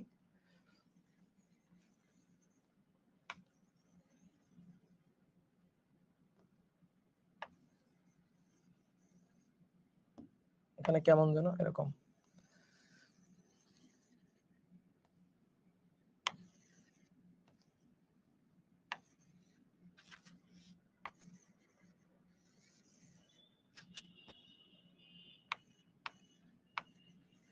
ধরো এই যে এটা হচ্ছে ধরো বাংলাদেশের ম্যাপ, হ্যাঁ, এই মোটামুটি আঁকলাম ধরো, হ্যাঁ। এখন ধরো এটা হচ্ছে সমুদ্র, এই যে এখানে সমুদ্র, এই সমুদ্রে একটা ঘূর্ণিঝড় সৃষ্টি হয়েছে, এই যে ঘূর্ণিঝড়টা সমুদ্রে সৃষ্টি হয়েছে এরকম। আমাদের বলবে যে ধরো সমুদ্র উপকূলের উপর কোন একটা ত্রিমাত্রিক বিন্দুর স্থানাঙ্ক দিয়ে দিল, এই যে এই বিন্দু, ধরো এটার স্থানাঙ্ক 2, 3, 4, ঠিক আছে, একটা সমুদ্র উপকূলের উপর একটা বিন্দুর স্থানাঙ্ক। ওই বিন্দুতে এই বাতাসের বেগের ক্ষেত্র দিয়ে দিবে, ভেক্টর ক্ষেত্র। এটা এরকম ঘুরতে ঘুরতে ঘুরতে ঘুরতে ঘুরতে ঘুরতে যাবে কিনা, এরকম ঘুরতে ঘুরতে ঘুরতে ঘুরতে গেলে তখন কাল হবে, ঘূর্ণনশীল হলে কাল হবে নট 0। তো সেটাই আমাদের বের করতে হবে যে ঘূর্ণনশীল কিনা, অঘূর্ণনশীল কিনা, ঠিক আছে। অথবা ধরো বাতাস প্রবাহিত হচ্ছে, ধরো এরকম বাতাস প্রবাহিত হচ্ছে, এইভাবে যাচ্ছে বাতাস, বাতাস গিয়ে দেখো এই যে ছড়াই পড়তেছে, দেখো ক্ষেত্রটা ছড়াই যাচ্ছে না, ক্ষেত্রটা ছড়াই যাচ্ছে এরকম, ক্ষেত্রটা ছড়াই যাচ্ছে। তাহলে এই ক্ষেত্রে এই পয়েন্টে ধরো ডাইভারজেন্স, এই যে এই পয়েন্টে ডাইভারজেন্স হবে পজিটিভ। তো এই জিনিসগুলাই আসলে আমাদের হিসাব নিকাশ করতে হবে, বুঝতে পারছো? তাহলে চলো একটা সৃজনশীল প্রশ্ন অ্যান্সার করি। তো 5 নম্বর বলা হচ্ছে সমুদ্রে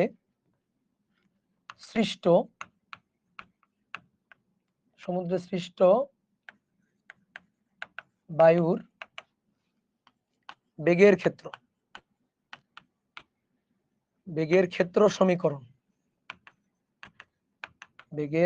সমীকরণ, v equal to 4x square z plus 3x square I cap 2x square z j cap plus 4x plus 3zy 3zy K cap. ঠিক আছে, এত মিটার পার সেকেন্ড, একক হচ্ছে মিটার পার সেকেন্ড।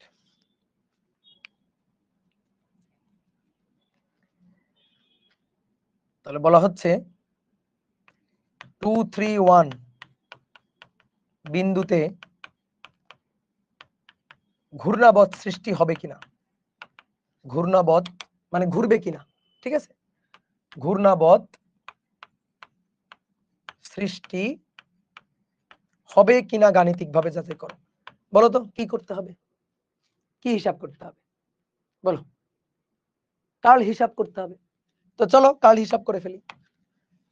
তাহলে আসো, কার্ল যখনই বলবে ঘুরবে কিনা, ঘূর্ণিঝড় হবে কিনা, ঘূর্ণাবর্তী সৃষ্টি করবে কিনা, তার মানে কার্ল হিসাব করতে হবে। তাহলে nabla cross V, nabla equal to I cap J cap K cap.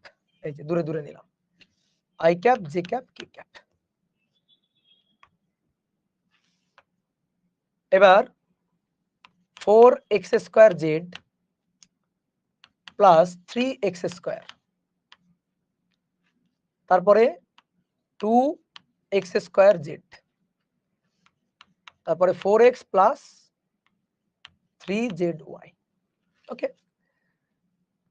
হয়েছে? Sorry sorry sorry sorry sorry sorry, আগে তো ডেল লিখতে হবে, একটু দূরে দূরে লিখবা, বুঝছো? তাহলে হিসাব সুবিধা হবে। Del del X del del Y. দেখো আমি আগে থেকে বুঝে এই যে আই জে কে দূরে দূরে লিখছি, ডেল ডেল জেড। হ্যাঁ, এবার লিখতে হবে 4x² Z plus 3x²,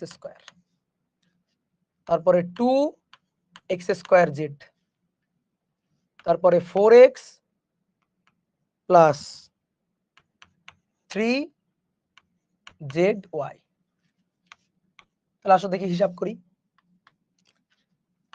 I cap এটার সাথে এটা মাইনাস এটার সাথে এটা, তাহলে del del Y 4x plus 3zy minus del del Z 2x² Z. Okay, plus J cap J cap, এটার সাথে এটা গুণ মাইনাস এটার সাথে এটা গুণ, উল্টা করে এটার সাথে এটা। তাহলে ডেল ডেল জেড এটার সাথে 4x² Z plus 3x² minus del del X এইটার সাথে এইটা, তাহলে 4x plus 3zy then plus K cap, plus K cap এটার সাথে এটা মাইনাস এটার সাথে এটা, তাহলে del del X 2x² Z minus del del Y, তাহলে 4x² জেড প্লাস 3x²। ওকে, তাহলে আই ক্যাপ আসো কার সাপেক্ষে, ওয়াই এর সাপেক্ষে। আই ক্যাপ কার সাপেক্ষে, ওয়াই এর সাপেক্ষে। ওয়াই এর সাপেক্ষে 4x কে করলে 0, ওয়াই এর সাপেক্ষে 3zy কে করলে প্লাস 3z, প্লাস 3z। ঠিক আছে, তাহলে এখানে পড়ে থাকলো 3z, একবারে লিখি, এখন বড় হয়ে গেছি না, একবারে 3z মাইনাস জেড আছে আছে, তাহলে মাইনাস 2x² গেল বাইরে, জেড কে জেড এর সাপেক্ষে করলে 1 দেন প্লাস জে ক্যাপ। জেড আছে, ইয়েস আছে, তাহলে 4x² বাইরে, জেড কে জেড এর সাপেক্ষে করলে 1, তারপরে জেড আছে নেই 0, তারপরে এবার এক্স এর সাপেক্ষে। ওকে, এক্স আছে আছে, তাহলে এক্স এর সাপেক্ষে করলে 4 বাইরে আসবে -4, এক্স কে এক্স এর সাপেক্ষে করলে 1, 3zy এক্স আছে নেই, ওটা 0 এই।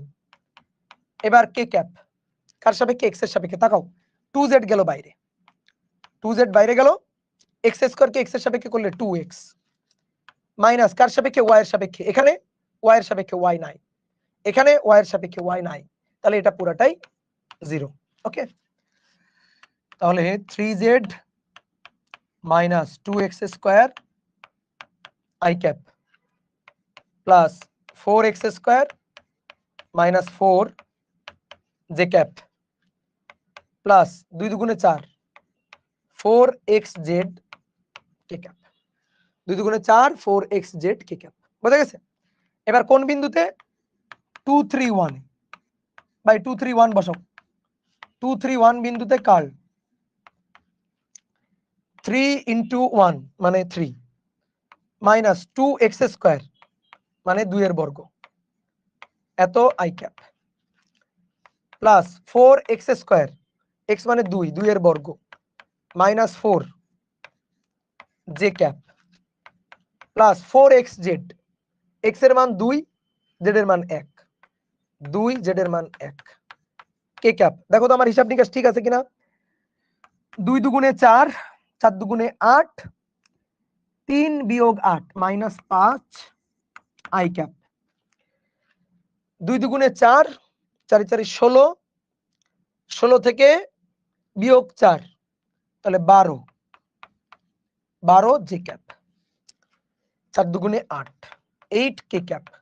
দেখো তো এটা নট ইকুয়াল টু 0 না, তাহলে 0 হয় নাই, কাল শূন্য হয় নাই, তাহলে অঘূর্ণনশীল অঘূর্ণনশীল। তাহলে অঘূর্ণনশীল মানে ঘূর্ণাবধ সৃষ্টি হবে কিনা, ঠিক আছে। কাল 0 হয়, সরি কাল 0 হয় নাই, নট 0, তাহলে ঘূর্ণনশীল, সরি সরি সরি ঘূর্ণনশীল ঘূর্ণনশীল। তাহলে ঘূর্ণাবধ সৃষ্টি হবে কিনা, হবে, ঘূর্ণাবধ হবে, বোঝা গেছে, ঘূর্ণাবধ হবে, এই ঘূর্ণাবধ হবে কি, ঠিক আছে। বলো বলো হিসাবটা ঠিক আছে কিনা, বলো হিসাবটা ঠিক আছে কিনা।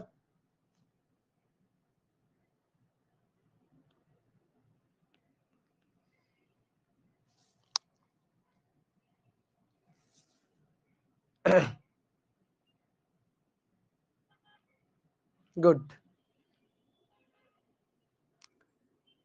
ভাই। লন রোলার, নৌকার গুণ টানা, পাখির উড্ডয়ন কি পড়াবেন, এগুলো তো 2 মার্কের প্রশ্ন, এগুলো তোমরা পড়ে নিতে পারবে না, এগুলো তো সহজ। লন রোলার, টানা ঠেলা, এগুলো তো সহজ। আচ্ছা বল, আজকের ক্লাসে আলোচনা করে দিব, সমস্যা নেই, লাস্টের দিকে আলোচনা করে দিব, এগুলো 2 মার্কের কোশ্চেন আসবে। ওকে, তাহলে 5 নম্বর ডান। তাহলে মোটামুটি আমাদের ম্যাথ হয়ে গেছে। এবার আসো আমরা কয়েকটা প্র্যাকটিস করি, কয়েকটা ম্যাথ আমরা প্র্যাকটিস করি। না দাদা পড়া না, আচ্ছা পড়াই দিচ্ছি, সমস্যা নেই, ওগুলো ছোট ছোট জিনিস, আমি তো বলছি তোমরা ট্যালেন্ট, ওগুলো তোমরা পারো। 6 নম্বর বলা হচ্ছে দেখাও যে অবস্থান ভেক্টরের ডাইভারজেন্স 3, খুবই মজার একটা ম্যাথ।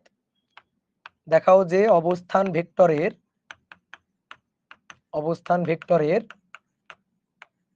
ডাইভারজেন্স, অবস্থান ভেক্টরের ডাইভারজেন্স 3। এই অবস্থান ভেক্টর মনে আছে তো, এক্স অক্ষ, ওয়াই অক্ষ, জেড অক্ষ, এটা মূল বিন্দু 0 0 0। মূল বিন্দুর সাপেক্ষে ত্রিমাত্রিক কার্তেশীয় স্থানাঙ্ক ব্যবস্থায় কোন বিন্দুর অবস্থান, ধরো পি বিন্দু, যার স্থানাঙ্ক এক্স ওয়াই জেড, পি বিন্দুর অবস্থান যে ভেক্টরের সাহায্যে প্রকাশ করা হয়, ধরো আর ভেক্টর, তাহলে আর ভেক্টর এটা equal to X I cap plus Y J cap plus Z K cap plus Z K cap. বলো বুঝছো কিনা, এটা হচ্ছে অবস্থান ভেক্টর। এই অবস্থান ভেক্টরের ডাইভারজেন্স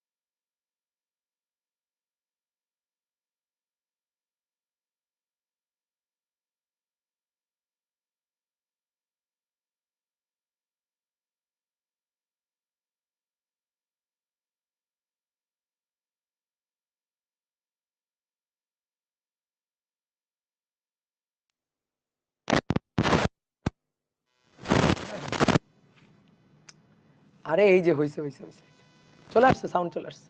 আসছে না আসছে না আসছে না?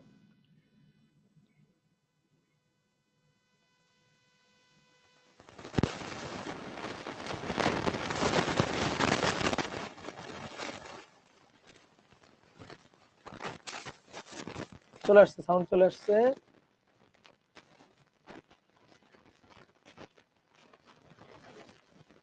ফেসবুকে লাইভ কেটে গেছে।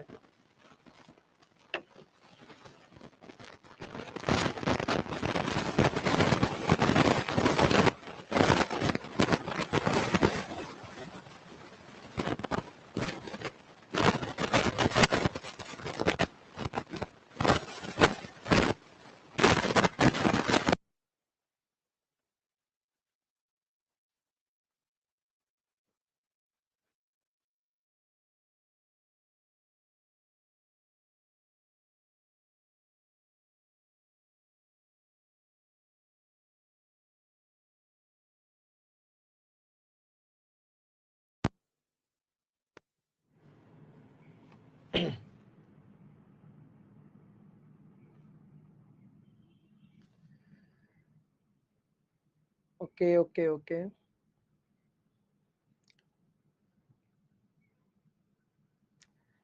হ্যাঁ ফেসবুকে লাইভটা কেটে গেছিল, সাউন্ডও এখনো আছে, সমস্যা নেই, ফেসবুকে লাইভ আবার চলে আসছে। বুঝলাম না ফেসবুকে কি যে হইছে, এই কয়েকদিন খালি ক্লাস কেটে যাচ্ছে ফেসবুকে, কয়েকদিন খালি ফেসবুকে লাইভ ক্লাস কেটে যাচ্ছে। ওকে, বলো একটু বুঝাই দিই। দেখাও যে অবস্থান ভেক্টরের ডাইভারজেন্স 3। অবস্থান ভেক্টর কি? মূল বিন্দুর সাপেক্ষে কোন বিন্দুর অবস্থান যে ভেক্টরের সাহায্যে প্রকাশ করা হয়। বিন্দুর অবস্থান যদি হয় এক্স ওয়াই জেড, তাহলে তার অবস্থান ভেক্টর আর ভেক্টর হবে X I cap plus Y J cap plus Z K cap.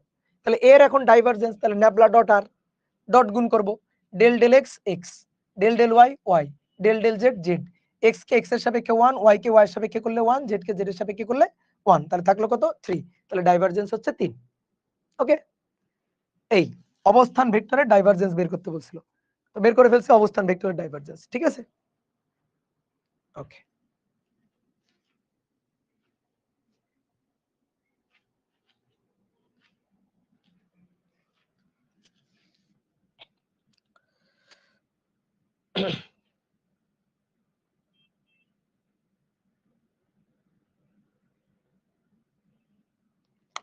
এবার আসো 7 নম্বর, বলা হচ্ছে এ একটি ধ্রুব ভেক্টরের জন্য, এ একটি ধ্রুব ভেক্টরের জন্য প্রমাণ করো যে, জন্য প্রমাণ করো যে nabla R dot A equal to A. এটা আমাদের প্রমাণ করতে হবে। ওকে, বলো তো এই লাইনের মানেটা কি? এই লাইনের মানে কি বোঝানো হচ্ছে বলো? ন্যাবলা আর ডট এ, তাহলে প্রথমে আগে আর এর সাথে এ কে ডট গুণ করবা, তারপরে যা হবে তার সাথে ন্যাবলা গুণ করবা। কি গুণ? ডট গুণ না ক্রস গুণ? এখানে কি গুণ? কোনো গুণ না, ডটও না ক্রসও না, তাহলে ডটও না ক্রসও না, তার মানে কি? ডট গুণও না ক্রস গুণও না, তা কি এটা? এখানে মাঝখানে কি? দেখো আর এর সাথে একে ডট গুণ করলে এটা তো স্কেলার, তাহলে স্কেলারের সাথে ন্যাবলার গুণ, এটা গ্রেডিয়েন্ট, এটা তো গ্রেডিয়েন্ট। কি বোঝা গেছে? তুমি কিছুই বোঝার দরকার নেই, তুমি ধাপে ধাপে করবা, এখানে যা করতে বলছে সেটা করো। তাহলে আমাদের বলছে ধরো একটা ধ্রুব ভেক্টর এ, তাহলে এটাকে আগে ধরো, ধ্রুব ভেক্টর একটা ত্রিমাত্রিক ভেক্টর ধরো এ। তাহলে ধ্রুব মানে কি? ধ্রুব মানে ধরো a1 i cap, a2 j cap, az sorry a3 K cap. এটা ধ্রুব মানের ভেক্টর কিভাবে হলো? এর সাথে কোনো চলক থাকবে না, এক্স থাকবে না, ওয়াই থাকবে না, জেড থাকবে না। একটা ধ্রুব মানের ভেক্টর, এক্স থাকবে না, ওয়াই থাকবে না, জেড থাকবে না। তাহলে এ vector equal to a1 i cap, a2 j cap, a3 K cap. এটা হচ্ছে এ ভেক্টর। এবার এ একটা ধ্রুব ভেক্টর যার জন্য প্রমাণ করতে বলছে এটা। তাহলে আসো আর এর সাথে আগে এ কে আমরা ডট গুণ করব। আর কি? আর হচ্ছে অবস্থান ভেক্টর। আর কি? আর হচ্ছে অবস্থান ভেক্টর, অর্থাৎ X I cap Y J cap plus Z K cap. তাহলে ডট গুণ করি, আর এর সাথে এ কে ডট গুণ, আর এর সাথে এ কে ডট গুণ করব। তো ডট গুণ করো, এই দুটো ডট গুণ করো, তাহলে a1 এর সাথে x প্লাস a2 এর সাথে y আর a3 এর সাথে z।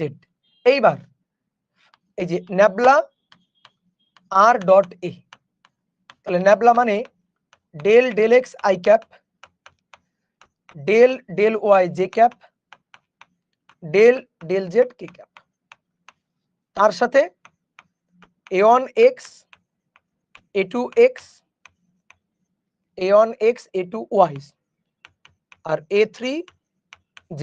ওকে, তাহলে আসো del del x a1x a2y a3z i cap del del y a1x a2y a3z এত j ক্যাপ। ওকে, এত j ক্যাপ প্লাস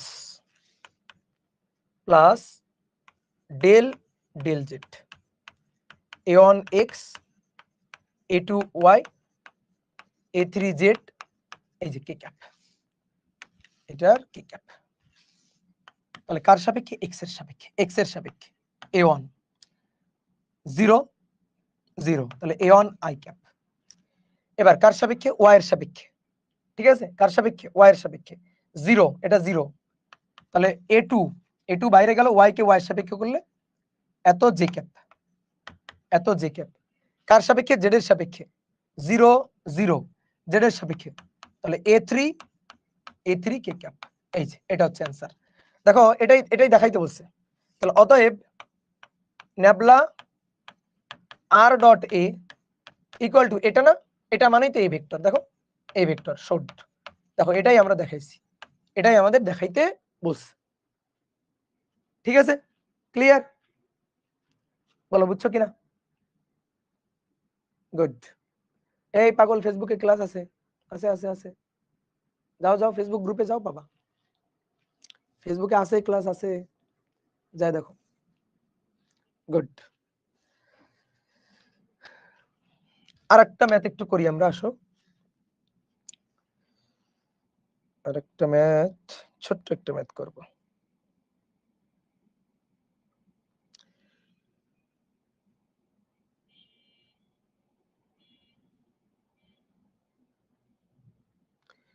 যদি 7 নম্বর না 8 নম্বর, যদি V equal to omega cross R হয়, যদি এত হয়, এটা চতুর্থ অধ্যায়ের সূত্র। তো কথা হচ্ছে ভাই চতুর্থ অধ্যায়ের সূত্র তো আমরা পড়ি নাই, সমস্যা নেই, তবে সূত্র তো দিয়েই দিল, তুমি ওই সূত্র অনুযায়ী কাজ করবা। তবে প্রমাণ করো যে, তবে প্রমাণ করো যে ওমেগা ভেক্টর হচ্ছে half nabla cross V vector, half nabla cross V, যেখানে ওমেগা একটি ধ্রুব রাশি, ওমেগা একটি ধ্রুব ভেক্টর বা ধ্রুব রাশি। ঠিক আছে, এটা আমাদের প্রমাণ করতে হবে, এটা আমাদের প্রমাণ করতে হবে। ওকে,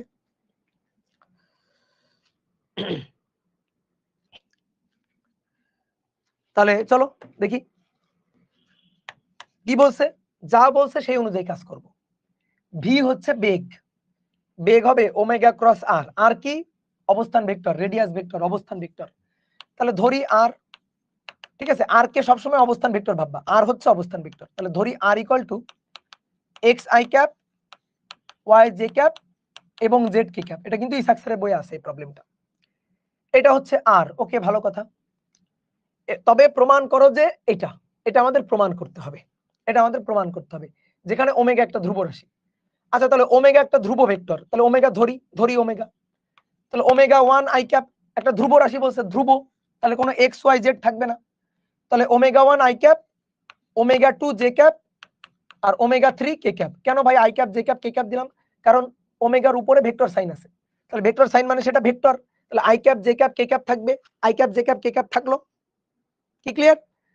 I cap J cap K cap থাকলো, তাহলে আর হচ্ছে এটা অবস্থান ভেক্টর, বোঝা গেছে? আর ওমেগাকে ধরলাম এটা। এটা কি সবাই বুঝছো? এইটুকু কি বুঝছো? এইটুকু যদি বুঝো ম্যাথ শেষ, এটুকু বুঝলেই ম্যাথ ডান। এবার আসো V equal to omega cross R, দেখি আগে ভিটা বের করে আসি। আসো V equal to omega cross R, V equal to omega cross R অর্থাৎ ক্রস গুণ I J K, omega cross R omega, omega 1, omega 2, omega 3, R X, এটা ওয়াই, এটা জেড। তাহলে এটা আই ক্যাপ, এটা omega 2 Z minus omega 3 Y, এটার সাথে এটা গুণ মাইনাস এটার সাথে এটা গুণ। এবার প্লাস জে ক্যাপ, এটার সাথে এটা ওমেগা 3 এক্স, ঠিক আছে, omega 3 X minus omega 1 Z, এটার সাথে এটা, এটার সাথে এটা। এবার plus K cap omega 1 Y, omega 1 Y minus omega 2 X. Okay, এই যে এটা হচ্ছে ভি ভেক্টর। এবার আমরা প্রমাণ করব এটা। আসো তো এটা প্রমাণ করি। দেখো এটা প্রমাণ করার অর্থ, একটু তাকাও, এটা প্রমাণ করার অর্থ, এটা প্রমাণ করার অর্থ হচ্ছে নেবলা ক্রস ভি সমান সমান 2 ওমেগা প্রমাণ করা। এই 2টাকে এই পাশে পাঠাও। তাহলে নেবলা ক্রস ভি সমান সমান 2 ওমেগা প্রমাণ করলে কিন্তু কাজ শেষ। তাহলে দেখি সেটা আমরা প্রমাণ করতে পারি কিনা। নেবলা, নেবলা ক্রস কি V, okay, I J K del del X del del Y del del Z V, এই যে এটা ভি। তাহলে বসাও। আচ্ছা জায়গাটা একটু বেশি লাগবে।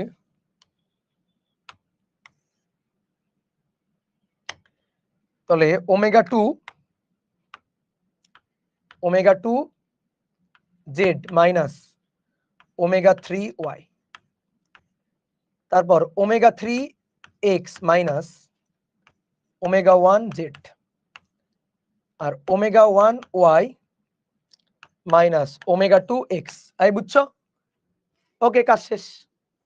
এইবার কাজ শেষ। তাহলে আসো আই ক্যাপ, আই ক্যাপ নিলাম, এটার সাথে এটা, এটার সাথে এটা গুণ। আচ্ছা একবারে করি, আমরা তো একটু বড় হয়েছি না। এটার সাথে এটা মাইনাস এটার সাথে এটা, তাহলে ওয়াই দিয়ে এটাকে, এটাকে ওয়াই দিয়ে ডিফারেন্সিয়েট করো তো।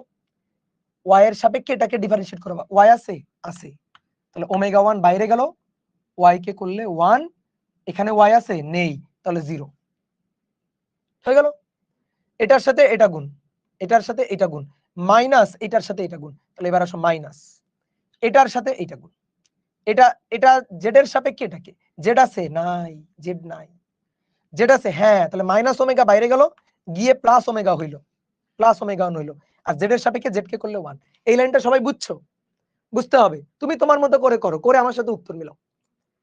এবার আসো plus J cap, plus J cap উল্টা করে, এটার সাথে এইটা, অর্থাৎ জেড এর সাপেক্ষে এটাকে, জেড এর সাপেক্ষে এটাকে করলে ওমেগা 2, এখানে জেড আছে নাই 0, তারপরে এইটার সাথে এইটা, এক্স এর সাপেক্ষে এখানে এক্স নাই 0, এখানে এক্স আছে, আছে, তাহলে এই যে মাইনাস মাইনাস ওমেগা 2, তাহলে প্লাস হয়ে গেল। এবার কে ক্যাপ, কে ক্যাপ মানে এটার সাথে এইটা, এক্স, এক্স এর সাপেক্ষে এটাকে, ওমেগা 3 বাইরে আসলো, এক্স কে করলে 1, আর এখানে কোনো এক্স নেই 0।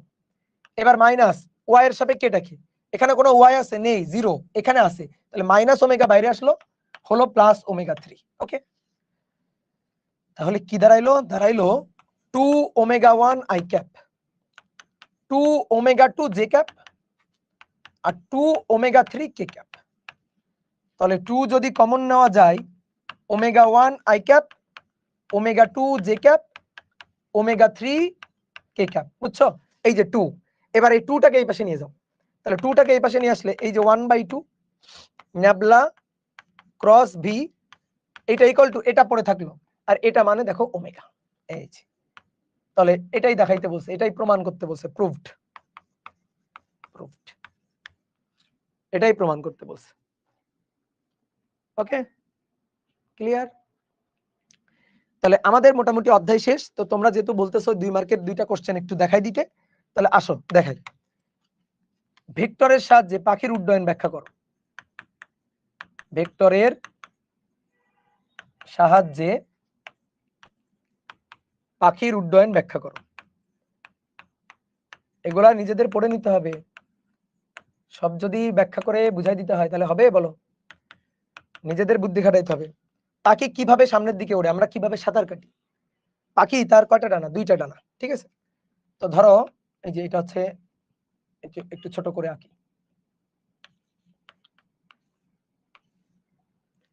এই যে পাখির ডানা, আমরা পাখির ধরো ওড়ার ফ্রন্ট মানে টপ ভিউ দেখতেছি, যে একটা পাখি উঠতেছে তার টপ ভিউ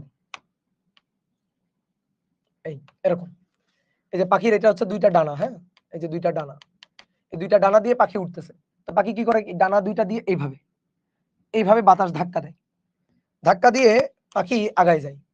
দেখো ভেক্টর যোগের নীতি কাজে লাগায়, ভেক্টর যোগের নীতি কাজে লাগে। কিভাবে? পাখি এই ডানা দিয়ে এইভাবে বাতাসকে ধাক্কা দিচ্ছে, এভাবে বাতাসকে ধাক্কা দিচ্ছে। তাহলে বাতাসকে ধাক্কা দিলে এই বরাবর, এই যে এই ডানাতে এই বরাবর সে একটা প্রতিক্রিয়া বল পায়। আবার এই এই যে পাখাটা, এই পাখা দিয়ে এদিকে ধাক্কা দিচ্ছে, এই যে বাতাসকে এদিকে ধাক্কা দিচ্ছে, তাহলে এর আবার একটা প্রতিক্রিয়া বল পাই। এই যে 2টা প্রতিক্রিয়া বল। এবার এদেরকে যদি আমি পিছন দিকে বর্ধিত করি, দেখো এই পয়েন্টে গিয়ে মিলবে, এই যে এই পয়েন্টে গিয়ে মিলবে। এই প্রযুক্ত বলটা ধরো এফ, এই প্রযুক্ত বলটা ধরো এফ। পাখি ধরো সোজা উড়বে, যখন পাখি সোজা উড়ে তখন 2 ডানা দিয়ে সমানভাবে বাতাসকে এভাবে ধাক্কা দেয়। তাহলে সমানভাবে ধাক্কা দিলে এদিকে প্রতিক্রিয়া বল এফ, এদিকেও প্রতিক্রিয়া বল এফ, দেন এই 2টার লব্ধি নিয়ে, এই 2টা বলের লব্ধি নিয়ে এফ আর এফ, এদের লব্ধি নিয়ে পাখি সামনের দিকে আগায় যায়।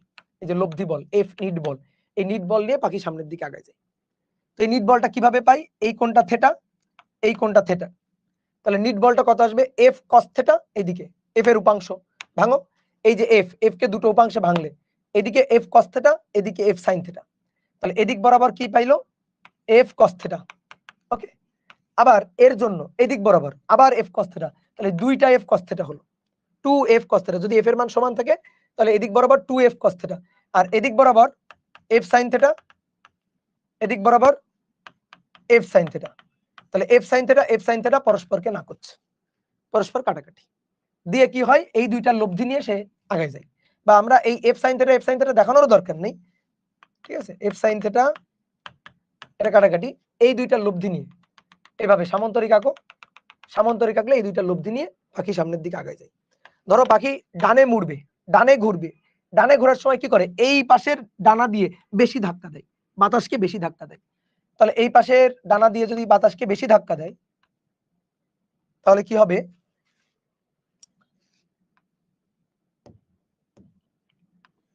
তাহলে কি ঘটনা ঘটবে দেখো, এই পাশের ডানাটা দিয়ে বেশি বাতাসকে ধাক্কা দিল, এই পাশের ডানা দিয়ে কম ধাক্কাটা দিল, তাহলে তখন এই পাশে প্রতিক্রিয়া বলটা পাবে বেশি এইদিকে, আর এই দিকের প্রতিক্রিয়া বলটা হবে কম। এদিকের প্রতিক্রিয়া বলটা হবে বেশি, তুলনামূলক এই দিকের প্রতিক্রিয়া বলটা হবে কম, এদিকের প্রতিক্রিয়া বলটা পাবে কম। তাহলে তখন আমি যদি এদেরকে নিয়ে একটা সামান্তরিক আঁকি, চিন্তা করো, তখন যদি এদেরকে নিয়ে একটা সামান্তরিক আঁকা হয়,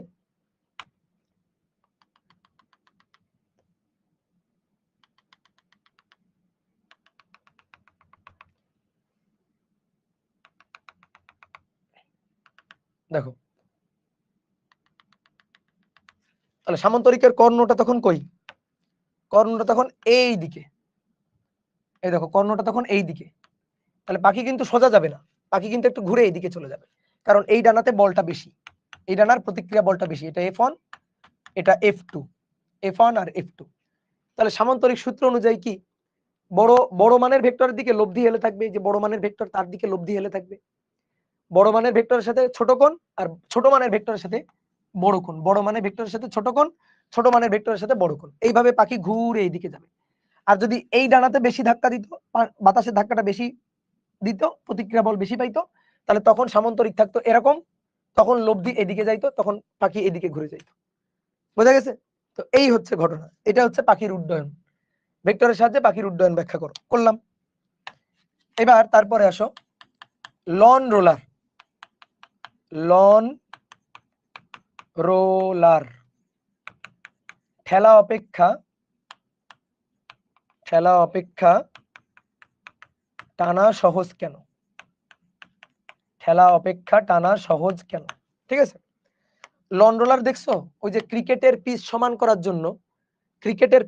করার জন্য এভাবে হাত দিয়ে লন রোলার ক্রিকেটের পিচের উপর ঠেলে, বুঝতে পারছো? এটাই হচ্ছে লন রোলার।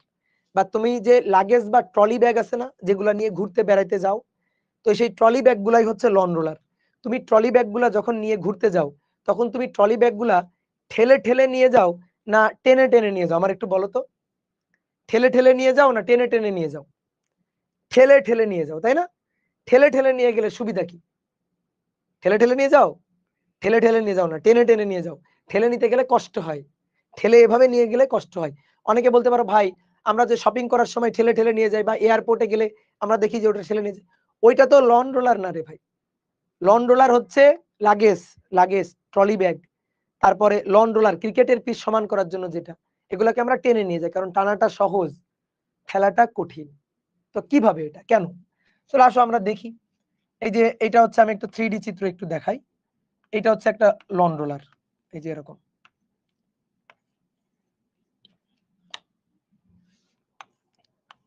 এই যে এটা হচ্ছে একটা লন রোলার। কেউ মনে করো এটাকে ঠেলবে, ঠিক আছে, এভাবে ধরে ধরে ঠেলে ঠেলে নিয়ে যাচ্ছে। তাহলে প্রথমে আসো, ঠেলা ঠেলা। আমরা লন রোলারের এই চাকাটা দেখাবো, সাইড ভিউটা দেখাবো। এই যে সাইড ভিউ চাকাটা, লন রোলার কি করা হচ্ছে? ঠেলা হচ্ছে। এই যে লন রোলারটা কে ঠেলা হবে।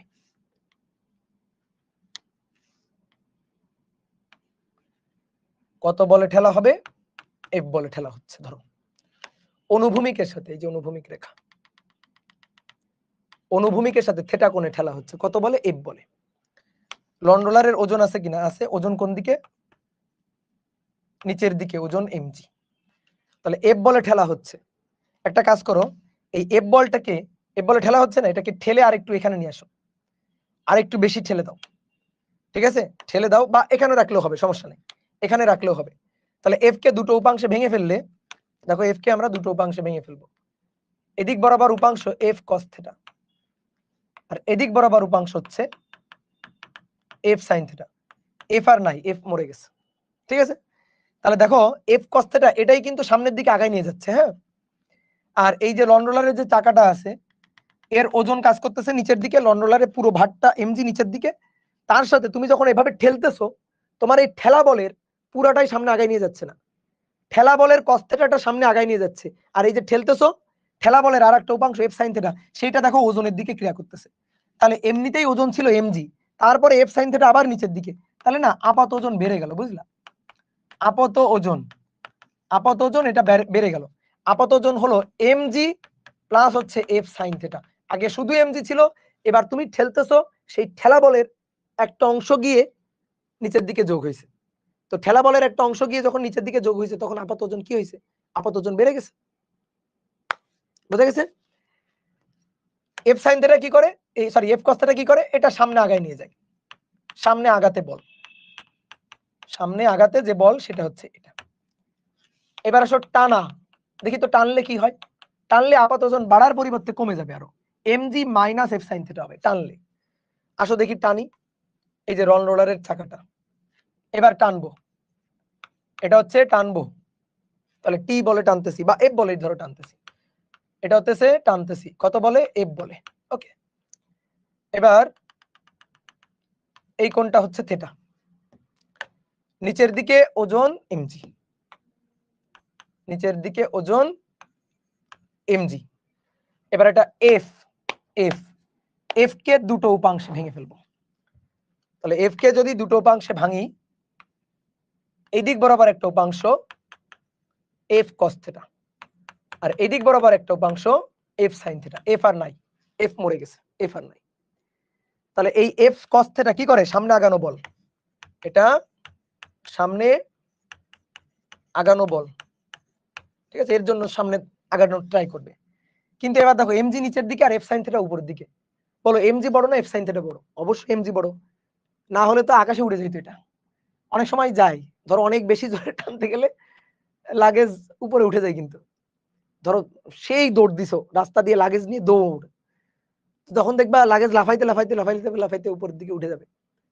তো নরমালি কি হয়, নরমালি তো এমজি নিচের দিকে আর এফ সাইন থিটা উপরের দিকে, তাহলে এটার থেকে ওটা কম। তাহলে আপাত ওজন এবার কি হচ্ছে, এবার আপাত ওজন, এবার আপাত ওজন MG minus F sine theta. তাহলে আপাত ওজন কমলো না বাড়লো, কমে গেল। এখানে আপাত ওজন বেড়ে গেল আর এখানে আপাত ওজন কমে গেল। বুঝতে পারছো, আপাত ওজন বেড়ে গেল আর এখানে আপাত ওজন কমে গেল। এবার তুমি বলো, একটা বস্তুকে তুমি ঠেলে ঠেলে নিয়ে যাচ্ছ, টেনে টেনে নিয়ে যাচ্ছ, যেভাবে নিয়ে যাও না কেন, কিভাবে নিয়ে যাওয়াটা সহজ হবে, কিভাবে নিয়ে যাওয়াটা সহজ হবে, ঠেলে নিয়ে যাওয়া বা টেনে নিয়ে যাওয়া? বলো। অবশ্যই টেনে নিয়ে যাওয়া, কারণ টেনে নিতে গেলে আপাত ওজন কমে যায় আর ঠেলে নিতে গেলে আপাত ওজন বেড়ে যায়। তাহলে অতএব টানাটা সহজ, অতএব টানা সহজ, ঠেলা কঠিন। একটা শর্টকাট মাথায় রাখবা, একটা শর্টকাট মাথায় রাখবা, ঠেলা কি, ঠেলা, ঠেলা কঠিন। বলো তো বুঝছো, শর্টকাটটা বুঝছো? এটা হচ্ছে শর্টকাট। বলো শর্টকাটটা বুঝছো কিনা? ঠ এর সাথে ঠ, ঠেলা কঠিন, তাহলে টানা সহজ। ঠেলা কঠিন হলে টানা সহজ। ওকে, এবার আসো একটা 2 মার্কের কোশ্চেন আসে যে ট্রলি ব্যাগের হাতল লম্বা রাখা হয় কেন, বা লম্বা রাখলে ভালো হয় কেন? ট্রলি ব্যাগের হাতল লম্বা রাখলে ভালো হয় কেন? দেখবা যে ট্রলি ব্যাগের হাতল যত বড়, সেই ট্রলি ব্যাগ টেনে নেওয়া তত সহজ। কিভাবে চিন্তা করো, এইটা হচ্ছে একটা ট্রলি ব্যাগ, এই যে ট্রলি ব্যাগটা, এই ট্রলি ব্যাগের হাতলটা ধরো ছোট, এই যে ছোট হাতল, ছোট হাতল তুমি টেনে টেনে নিয়ে যাবা, আর একটা বড় হাতল, আরেকজন বড় হাতল টেনে টেনে নিয়ে যাবে। তো কার ক্ষেত্রে সুবিধা হবে, দেখো কার ক্ষেত্রে সুবিধা হবে। এখানে এই একই ট্রলি ব্যাগ, একই ট্রলি ব্যাগ,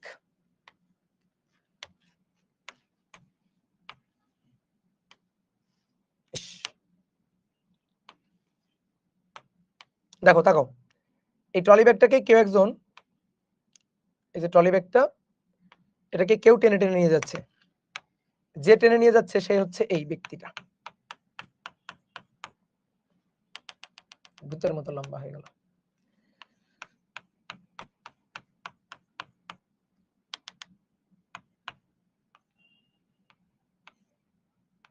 এই হাত দিয়ে ধরে টেনে নিয়ে যাচ্ছে, ঠিক আছে?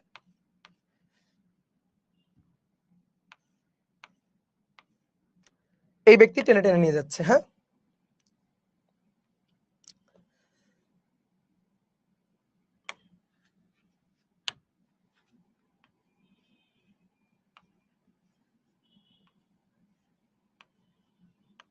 এই যে এটা হচ্ছে ভূমি। তাহলে দেখো ট্রলি ব্যাগটাকে যখন টেনে নিয়ে যাচ্ছে, এই ভূমির সাথে কত কোণে, থেটা কোণে, থেটা, এটা ধরো থেটা 1, হাতলটা ছোট, ঠিক আছে, থেটা 1 এ টেনে নিয়ে যাচ্ছে। কত বল দিয়ে টেনে নিয়ে যাচ্ছে, ধরো এফ বল দিয়ে টেনে নিয়ে যাচ্ছে, এফ বল, হাতলে প্রযুক্ত বল এফ বলে টেনে নিয়ে যাচ্ছে। তাহলে এফ এর এই দিক বরাবর যে উপাংশটা থাকবে, এফ এর এই দিক বরাবর যে উপাংশটা থাকবে সেটা হচ্ছে এফ কস থেটা। দেখো এই কোণটা থেটা হলে এই কোণটা থেটা, আমরা এই দিক দিয়ে দেখাই। এদিক বরাবর যে উপাংশটা থাকবে সেটা এফ কস থেটা, নিচের দিকে ওজন এমজি, আর এদিক বরাবর যে উপাংশ সেটা হচ্ছে এফ সাইন থেটা। তো এই এফ কস থেটা হচ্ছে সামনে আগায় নিয়ে যায়, আর এফ সাইন থেটা হচ্ছে ওজনকে ব্যালেন্স করে, ঠিক আছে, বা আপাত ওজন কমায় বাড়ায় দেয়। নিচের দিকে এমজি আর উপরের দিকে এই যে এফ এর দুটো উপাংশ, F cos theta F sine theta, F cos theta F sine theta. কথা কি বুঝছো? তাহলে উপরের দিকে যে উপাংশটা সেটা হচ্ছে এফ সাইন থেটা, আপাত ওজন কমায় বাড়ায় দেয়। তাহলে সামনে আগায় নিয়ে যাওয়ার বল কোনটা? সামনে আগায় নিয়ে যাওয়ার বল হচ্ছে F cos theta, F cos theta 1, F cos theta 1। এইবার মনে করো এই ব্যক্তি এবার বড় লাগেজ টেনে নিয়ে যাবে। দেখো এই ব্যক্তি, সেম ব্যক্তি এবার বড় লাগেজ টেনে নিয়ে যাবে। দেখো তো এবার কেমন ঘটনা ঘটে। তাহলে এটা মুছে দিই। বড় হাতল বিশিষ্ট লাগেজ, সেম ব্যক্তি একটা বড় হাতল বিশিষ্ট লাগেজ টেনে নিয়ে যাবে।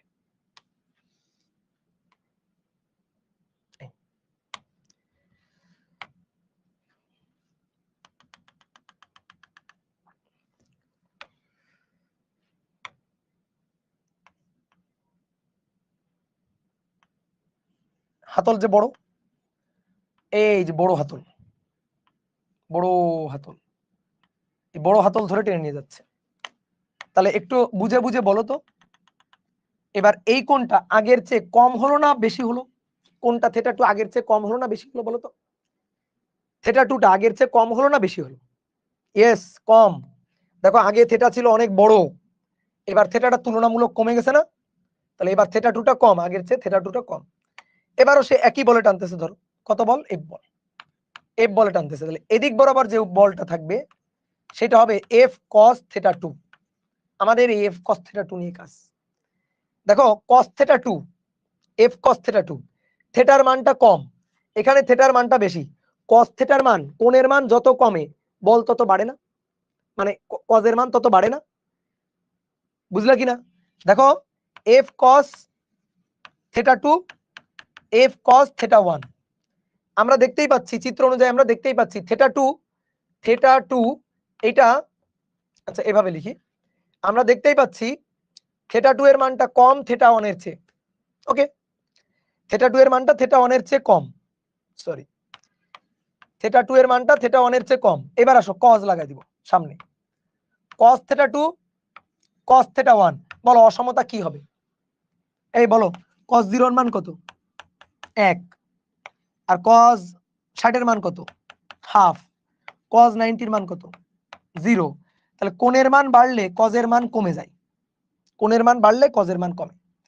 তাহলে কোণের মান বাড়লে কজের মান কমে, উল্টা সম্পর্ক, উল্টা সম্পর্ক। তাহলে অসমতাটা কি হবে? উল্টে যাবে না? থিটা টু থেকে থিটা ওয়ান বড়, থিটা টু থেকে থিটা ওয়ান যেহেতু বড়, তাহলে কোণের মান বড় হলে কস থিটাটা ছোট হবে, তাহলে উল্টা হবে। এবার দুই পাশে এফ লাগাই দাও, আসো, এফ কস থিটা টু আর এফ কস থিটা ওয়ান। তাহলে কোন ক্ষেত্রে বল বেশি? হাতল বড় হইলে, হাতল বড় হইলে কোণ ছোট, আর হাতল বড় হইলে কোণ ছোট, আর কোণ ছোট হলে বল বেশি। তাহলে এই বলটা বেশি, এই বলটা কম, তাহলে এই ক্ষেত্রে সামনের দিকে বল বেশি। তাহলে বলো কোন হাতল যত বড় হবে কোণ তত ছোট হবে, টেনে নিয়ে যাইতে পারবা তত বেশি বল। তাহলে যেহেতু এফ কস থিটা টু বড় আর এফ কস থিটা ওয়ান ছোট, তাহলে হাতল বড় হলে, হাতল বড় হলে অনুভূমিক বল বেশি হয়, অনুভূমিক দিকে বল, বল বেশি, অনুভূমিক দিকে বল বেশি। তো অনুভূমিক দিকে বল বেশি হলে নিয়ে যাওয়া সহজ। কি ক্লিয়ার? বুঝতে পারছো? বুঝতে পারছো? নৌকার গুণ টানাও তাই। নৌকার গুণ টানার ক্ষেত্রে প্রশ্ন করা হয়, নৌকার গুণ টানার ক্ষেত্রে লম্বা দড়ি ব্যবহার করা ভালো কেন? নৌকার গুণ টানার ক্ষেত্রে লম্বা দড়ি ব্যবহার করা ভালো কেন? নৌকার গুণ টানা, নৌকার গুণ টানা বুঝো, নৌকার গুণ টানা বুঝো। ধরো এটা হচ্ছে নদীর পাড়, ঠিক আছে, এটা হচ্ছে নদীর পাড়, এই যে হচ্ছে নদী। এখন এই যে নদীতে ধরো একটা নৌকা আছে, এই নৌকাটাকে পাড়ে দ্বারাই টেনে টেনে নিয়ে যাবা, পাড়ে দ্বারাই টেনে টেনে নিয়ে যাবা। তাহলে এটা হচ্ছে নৌকা, এই যে ধরো এটা নৌকা,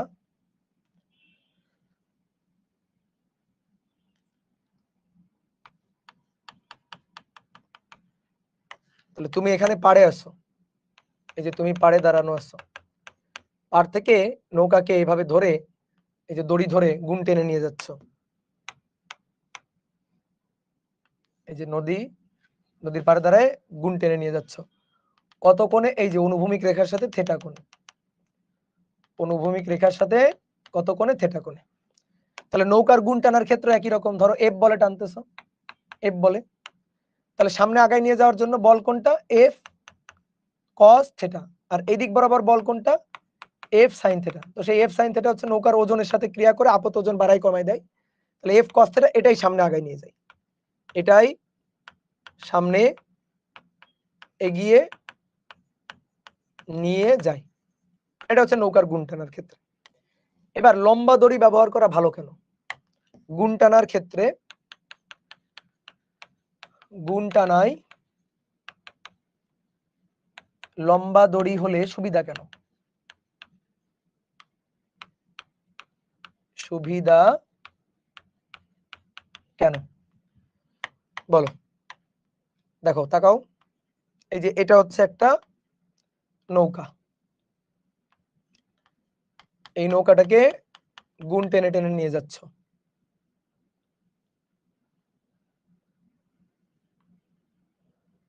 এই নৌকাটাকে গুণ টেনে টেনে নিয়ে যাচ্ছ।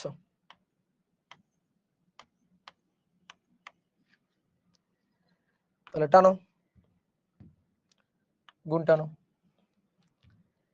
তো ধরো কে গুণ টানতেছে? তুমি টানতেছো, পার থেকে তুমি টেনে নিয়ে যাচ্ছ, এই যেটা হচ্ছে তুমি। তাহলে তুমি এখানে আসো, আর ধরো তুমি এখানে আসো, এই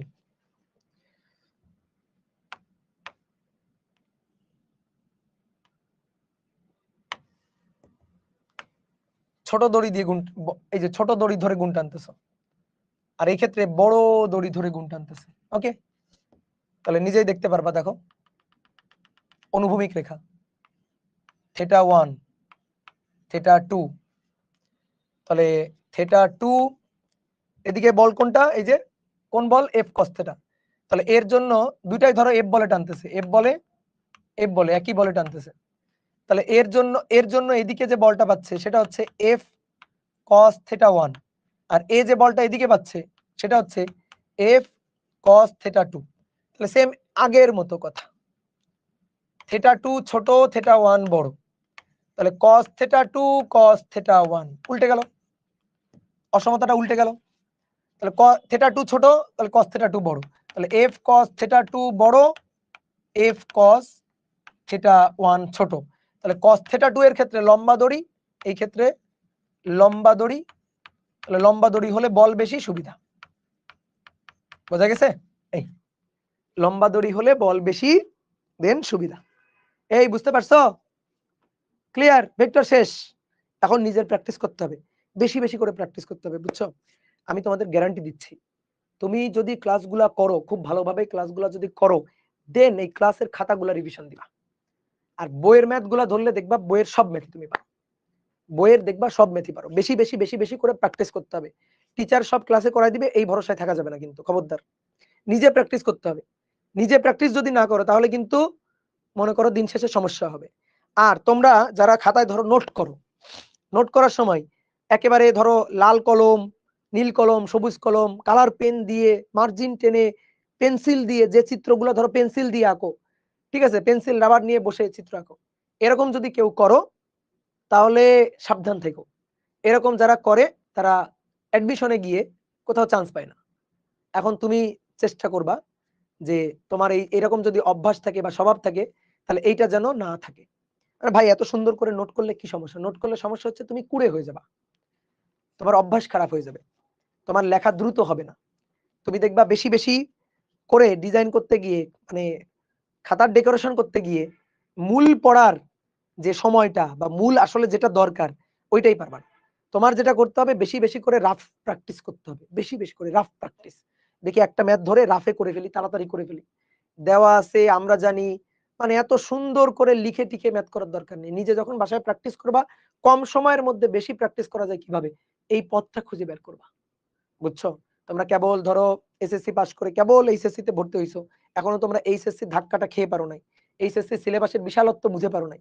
তো এখন তুমি যদি সময় নষ্ট করো অযথা কাজ করে, ঠিক আছে, অনেক সময় তোমার মনে হবে যে আমি 2 ঘন্টা পড়ে অনেক 2 ঘন্টা বসে অনেক কিছু পড়ে ফেলছি। তো দেখা যাবে কি 2 ঘন্টার আউটপুট আসলে ওইটা তুমি আধা ঘন্টায় পেতে পারতা। তো তোমার চেষ্টা করতে হবে সময়টাকে কাজে লাগানোর, স্পিড বাড়ানোর, তোমার লেখার স্পিড, ম্যাথ করার স্পিড এটা বাড়াইতে হবে, ঠিক আছে? কেউ যদি মনে করো যে ক্লাস লেকচার নোট টোট করতে গিয়ে, হ্যাঁ অনেকে দেখবা ওই যে বিভিন্ন গ্রুপে ট্রুপে দেয়, বিভিন্ন গ্রুপে ট্রুপে দেয় যে কত সুন্দর করে নোট করছো, সুন্দর করে কিন্তু নোট করার দরকার নেই। নোট তোমার মতো নোট করবা তুমি, তোমার নোট নোট করবা এখানে, নোট করবা মাথায়, ঠিক আছে? তোমার নোট তো ধরো জাদুঘরে সংরক্ষণ করা হবে না, তাই না?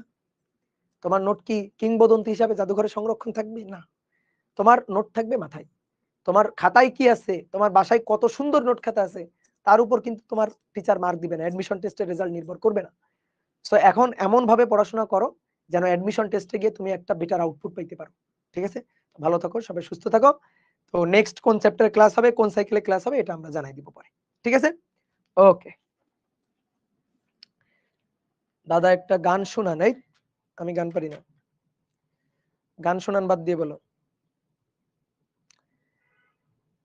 ম্যাকটেজামে রিটেন খাতা কি কইছে বুঝলাম না। এই গান গাওয়া বাদ দিয়ে কমেন্ট করো। এই যে পাগল চাচ্ছে, ম্যাথে মেগা এক্সাম রিটেনে যারা মারা খাইছি, এখন ফিজিক্সে রয়্যাল সাবজেক্ট মনে হচ্ছে। হ্যাঁ, ফিজিক্স তো অবশ্যই রয়্যাল সাবজেক্ট। ভাই মোটিভেশন দেন। মোটিভেশন তো দিলাম। মোটিভেশন হচ্ছে রেগুলার ক্লাস করবা, রেগুলার ক্লাস করবা, নিজেরে নিজে মোটিভেশন দিবা। টিচারের মোটিভেশন কাজে আসবে না, তুমি নিজেরে নিজে মোটিভেশন দিবা। ভাই একটা গান শোনান, আবার বলে গান শোনান। ঢাকায় আসেন, ঢাকায় আসলে কি করবা, আমারে খাওয়াবা? খাওয়াইলে আসতে পারি। দাওয়াত দাও, দাওয়াত দিলে আসতে পারি। যারা রাজশাহীর আছে তারাই তো দাওয়াত দাও না, ঢাকার গুলা তো আর বললাম না। যারা বগুড়া রাজশাহীতে আছে তারা 2 দিন দাওয়াত দাও, যে ভাই আসেন আমার বাসায়, আসেন খাওয়া দাওয়া করে যান, আপনারা দাওয়াত দিলাম। তা তো দেও না।